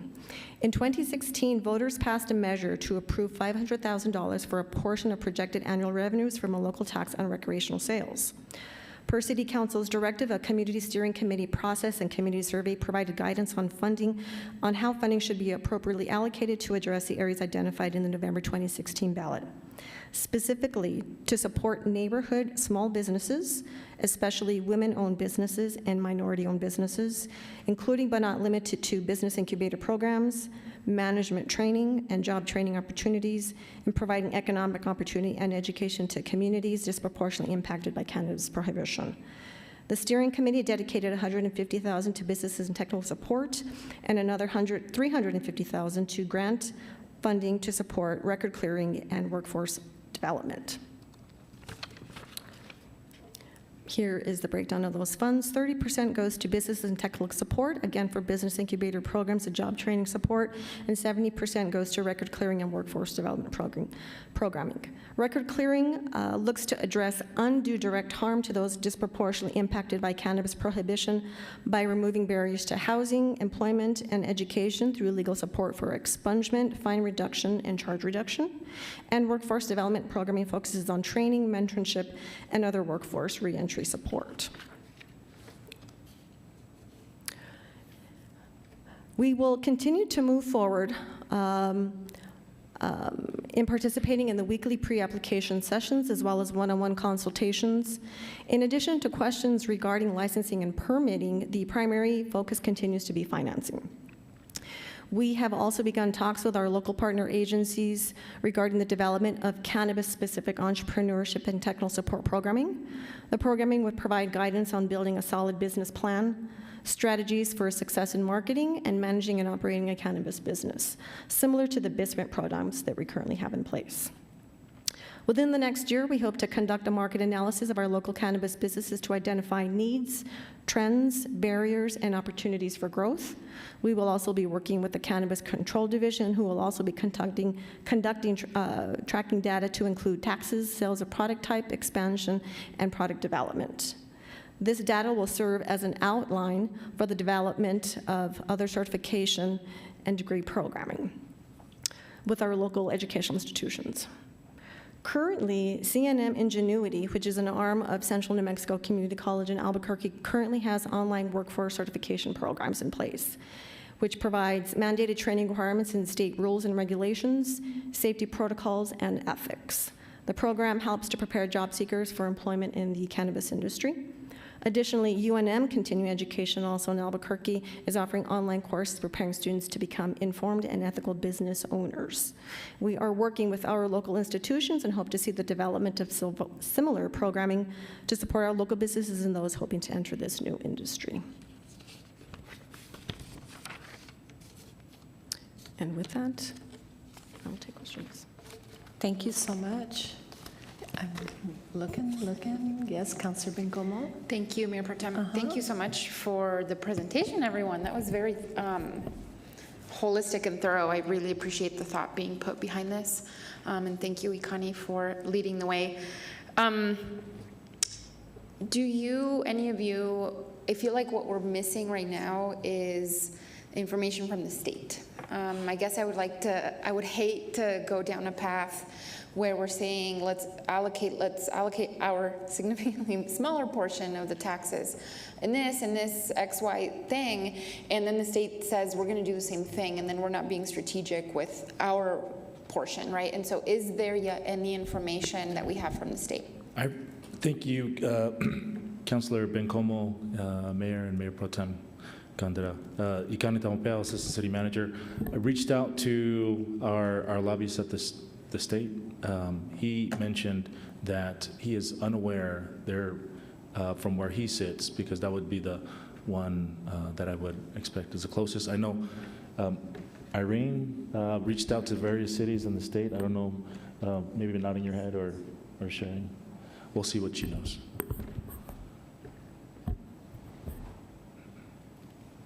Irene Potter for the record.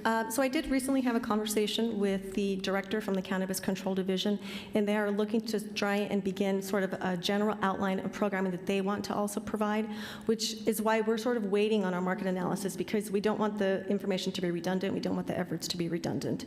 And so once we get a better idea of what that is going to look like at the state level, then we can see how we can tailor it. So again, it's not duplication of efforts at the city level. Yes, thank you. What is, do you think, our timeline? Like, I don't necessarily think this is an urgent matter. We have to decide by tomorrow how we're going to allocate the excise tax. What would you say our timeline is? Like, how much longer could we wait? Well, in terms of the market analysis, when we were looking at how other municipalities have done it, they waited about 2 to 3 years just so that the businesses could get a strong footing, so they could actually have some hard data to go on. So in terms of the market analysis, we're looking a few years out. But in terms of programming, the state is hoping to have something in place, from my understanding, within the next year. Okay. I mean, Ikani, do you feel like you have some recommendation for us to make a decision on this? For when we should make a decision on this? Yeah, great question, Councilor Bencomo, Mayor Miyagishima, Mayor Pro Tem Gandara, and City Council.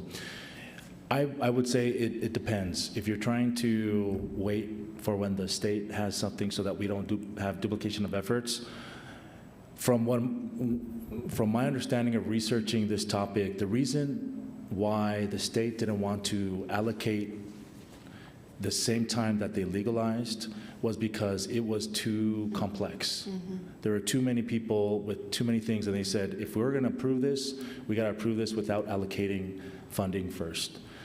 When I've listened to some webinars and I've listened to some podcasts, they said that it's going to come after.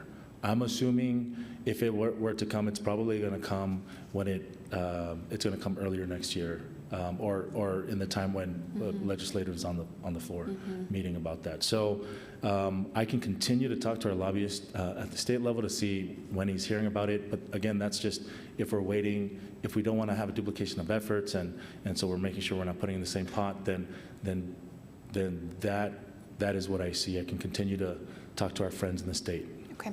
Thank you. I appreciate that. I'll certainly do my own advocacy and research on my end as well in terms of that. And I mean, I guess one way we for sure would not duplicate efforts if we decided to make this a direct injection into the TELSHOR fund, right? That sort of alleviates that concern.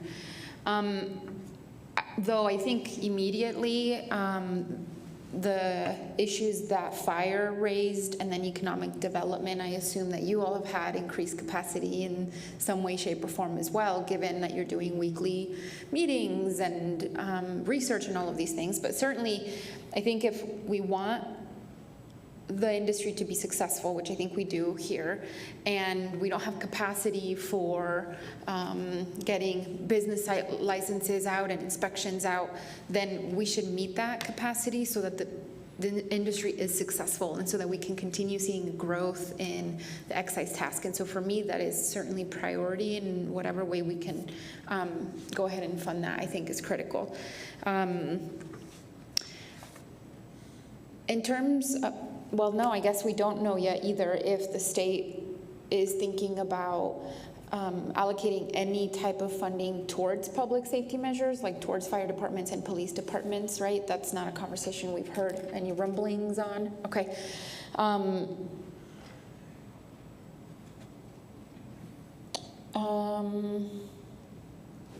Well, I guess I don't have, honestly, a lot of my questions are, I feel like, are based out of that because we don't have enough information from the state. But I will say, you know, in looking at other cities, and thank you so much, Irene, for that research, I really do think it's something to consider moving forward to make sure we have a dedicated funding source for the TELSHOR fund, that we can make a larger impact. Again, though, that is given the conversation we just had about how do we use this strategically, and that it makes the biggest impact on the community, particularly on the community that needs it the most.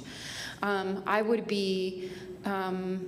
will advocate on this dais that we stay away from funding enforcement mechanisms, given that it has taken such a long time for the industry to get out of prohibition, and then saying we're going to use this revenue to then enforce this community again, to me feels counterintuitive. And I would like to see us use these revenues in a way that's going to improve people's quality of life. And I think that TELSHOR Fund has the huge potential of doing just that. So I would be, I'm very interested in that pathway forward, even if it's some sort of half and half split, 75, I don't know, right? A majority of it going to the TELSHOR Fund and the rest going towards things like the projects that DC Daines and Chief Smith have proposed.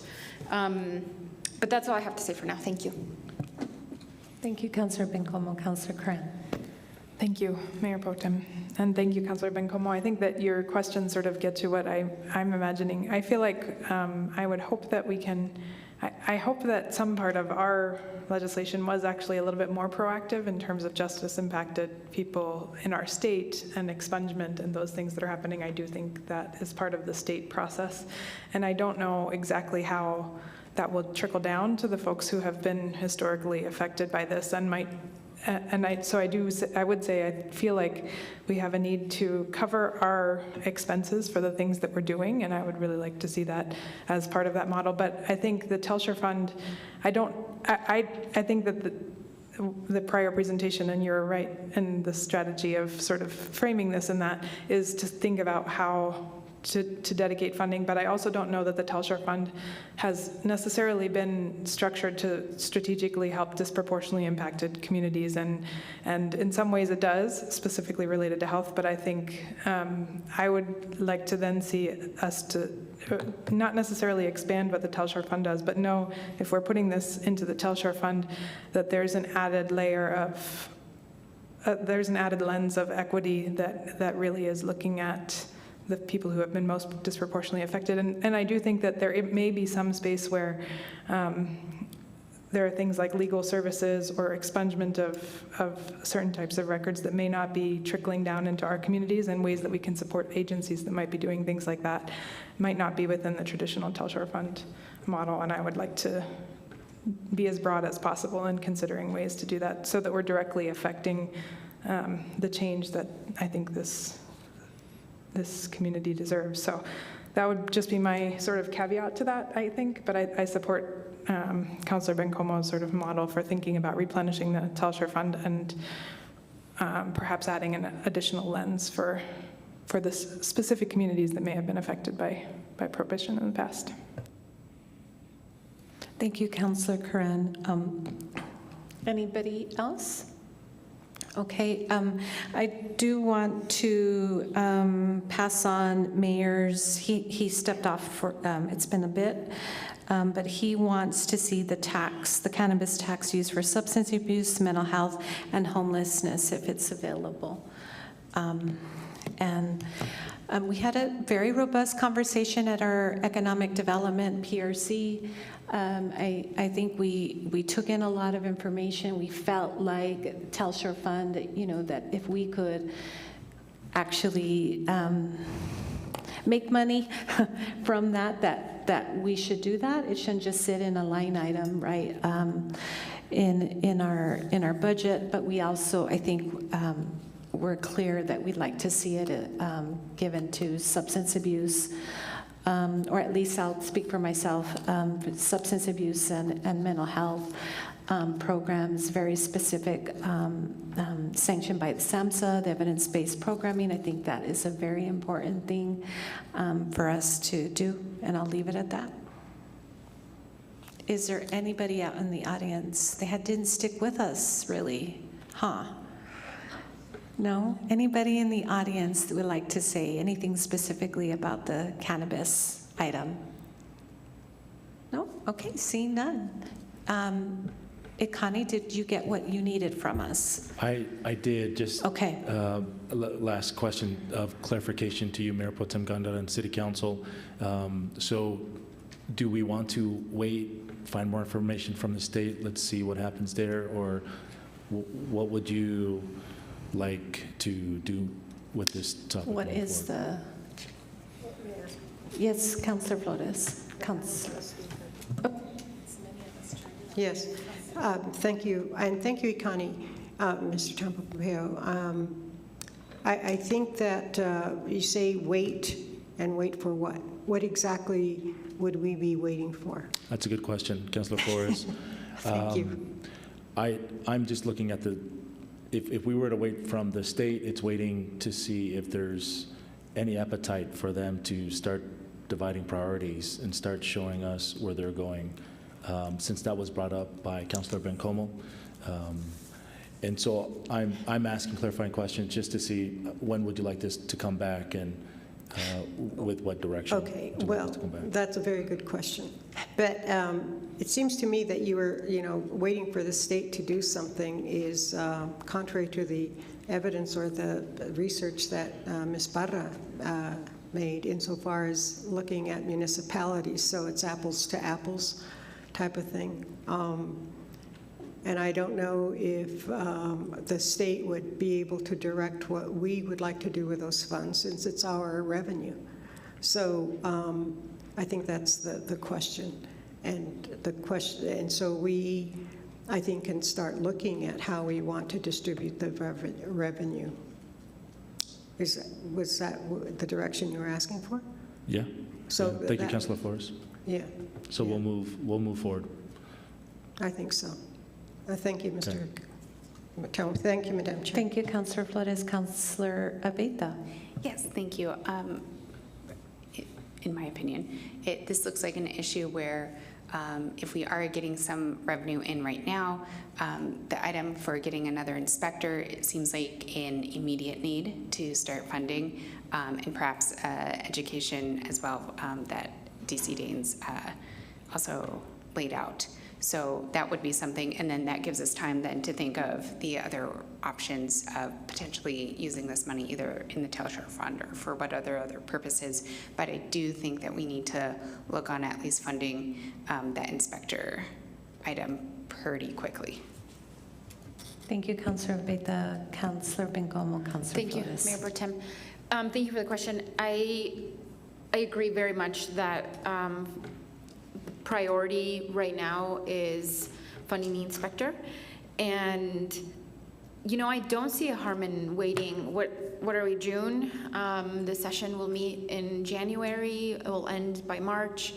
I'm assuming there will be legislation on this. I really am. I could be wrong, but I'm assuming that there will be.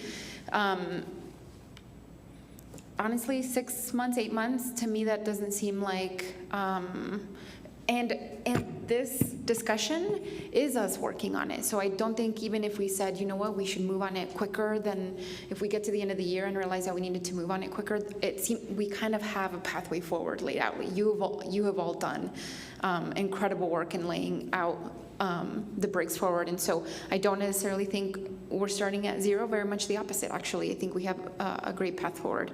But I would like to see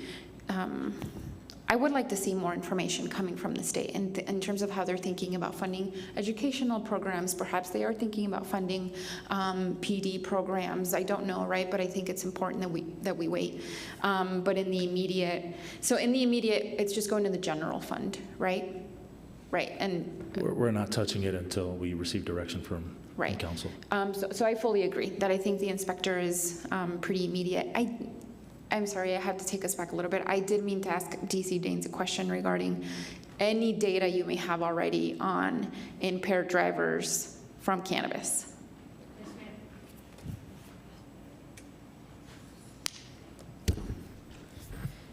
Deputy Chief Daines, Mayor Pro Tem, Councilor Bencomo, understand that New Mexico, since it's just been legalized in April, but we have seeing a trend, and so I'm going to take my information from the closest state I think that matches this demographic would be Colorado. Okay, so they have seen an increase in cannabis impaired driving in general, a slight increase, but once it was legalized, it did go up more than you would expect. And I think, and this is just my opinion, so this is not validated information, this is just my opinion. I think a lot of people made the misconception, well, it's legal, and the consumption and the driving was two different things. So I think that's something that we as a state and as a city have to work very hard at educating folks, that consumption is one thing and driving a motor vehicle is something else. They did see an increase in when they could get blood samples and things in Colorado of cannabis in the blood system for fatal crashes as well. Now understand, it may have been not just cannabis, so I don't want to throw cannabis under the bus, okay? I know a lot of the industries like don't compare us to alcohol, and I understand that. But I heard a very interesting analogy, and I hope you don't think I'm not trying to be funny. This is just a good analogy. Is cannabis is like the bacon of the drug world. It goes with everything, and so one of my instructors told me that, and I about died. But so a lot of people who self-medicate with illicit drugs, I'm not talking about medical cannabis or anything like that, or are suffering from other issues, will use cannabis in addition to with like fentanyl, methamphetamine, especially your methamphetamine users, because it takes the edge off. So yes, we're seeing cannabis, but there's probably other drugs on board, like I talked about earlier, with a significant increase with polydrug use, whether it be prescription, over-the-counter, or illicit drugs, or a combination of all three, including alcohol. Okay. But there was an increase, and I think that's going to happen with anything. When you turn 21 and, I can drink, and, things of that nature. So I think it's going to, so that we have seen a statistical increase, and then I think it's going to level off the more education that we do, enforcement, and for getting impaired drivers off the roadway. I'm not talking about the other kinds of enforcement, which, are targeting communities and things of that nature. I'm talking about strictly impaired driving. Okay.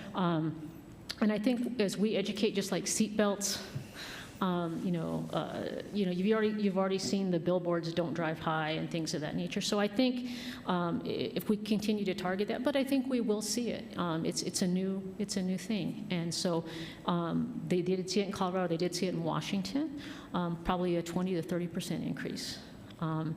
But then we're going to try to see it level off more than likely. I notice in New Mexico, of all our valuations, before even cannabis was legalized, it was the second most found drug in the system at that time. But again, that could be in combination. So I'm not trying to single out cannabis. So please don't feel that I'm trying to do that. Okay.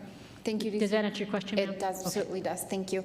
That was just information that I meant to ask her earlier, but again, I think we have a good path moving forward, and I would like to see more information from the state before we make any final determinations. Not that we couldn't roll it back, right? But why would we do that? Thank you. Councilor Flores, you had.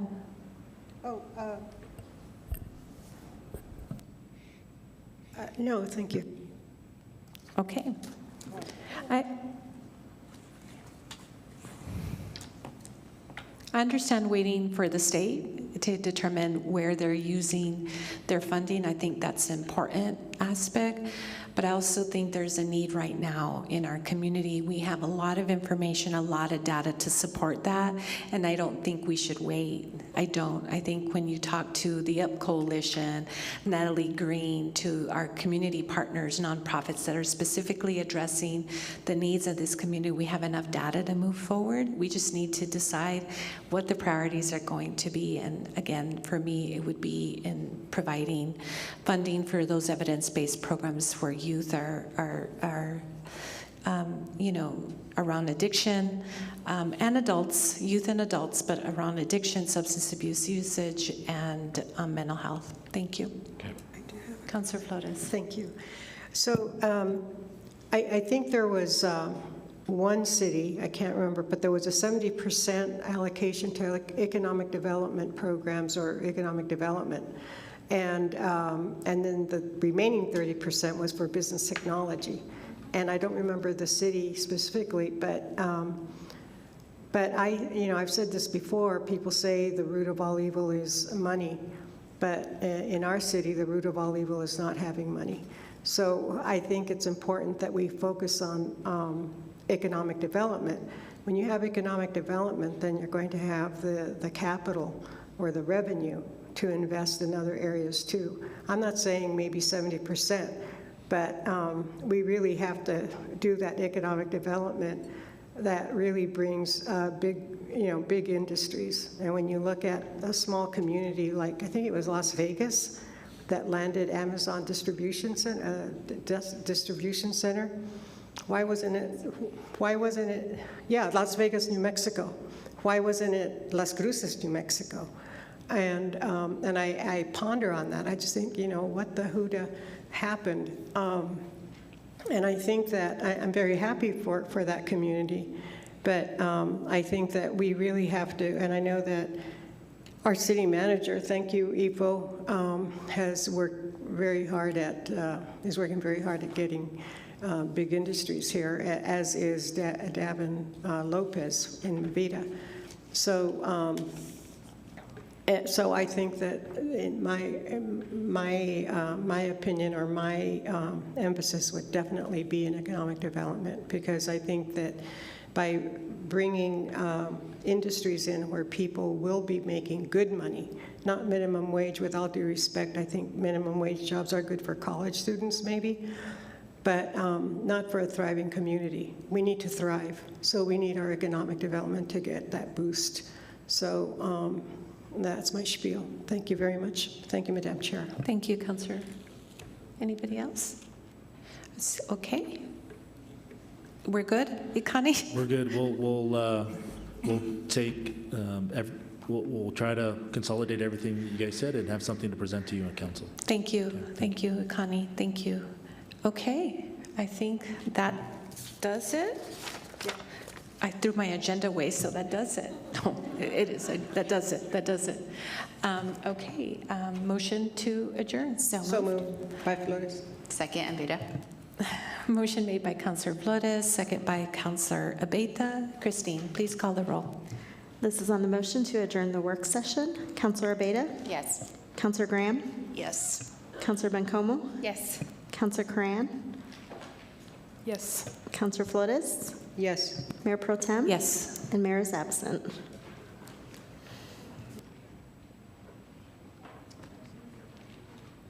Mayor Pro Tem will stand by for the agenda setting meeting.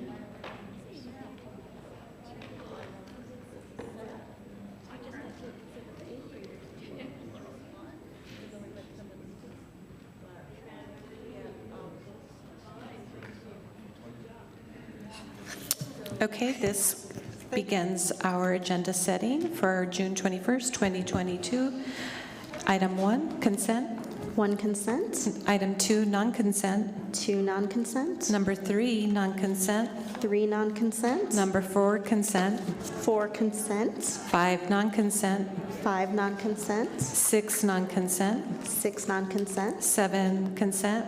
7, consent. 8, non-consent. 8, non-consent. 9, consent. 9, consent. 10, consent. 10, consent. 11, non-consent.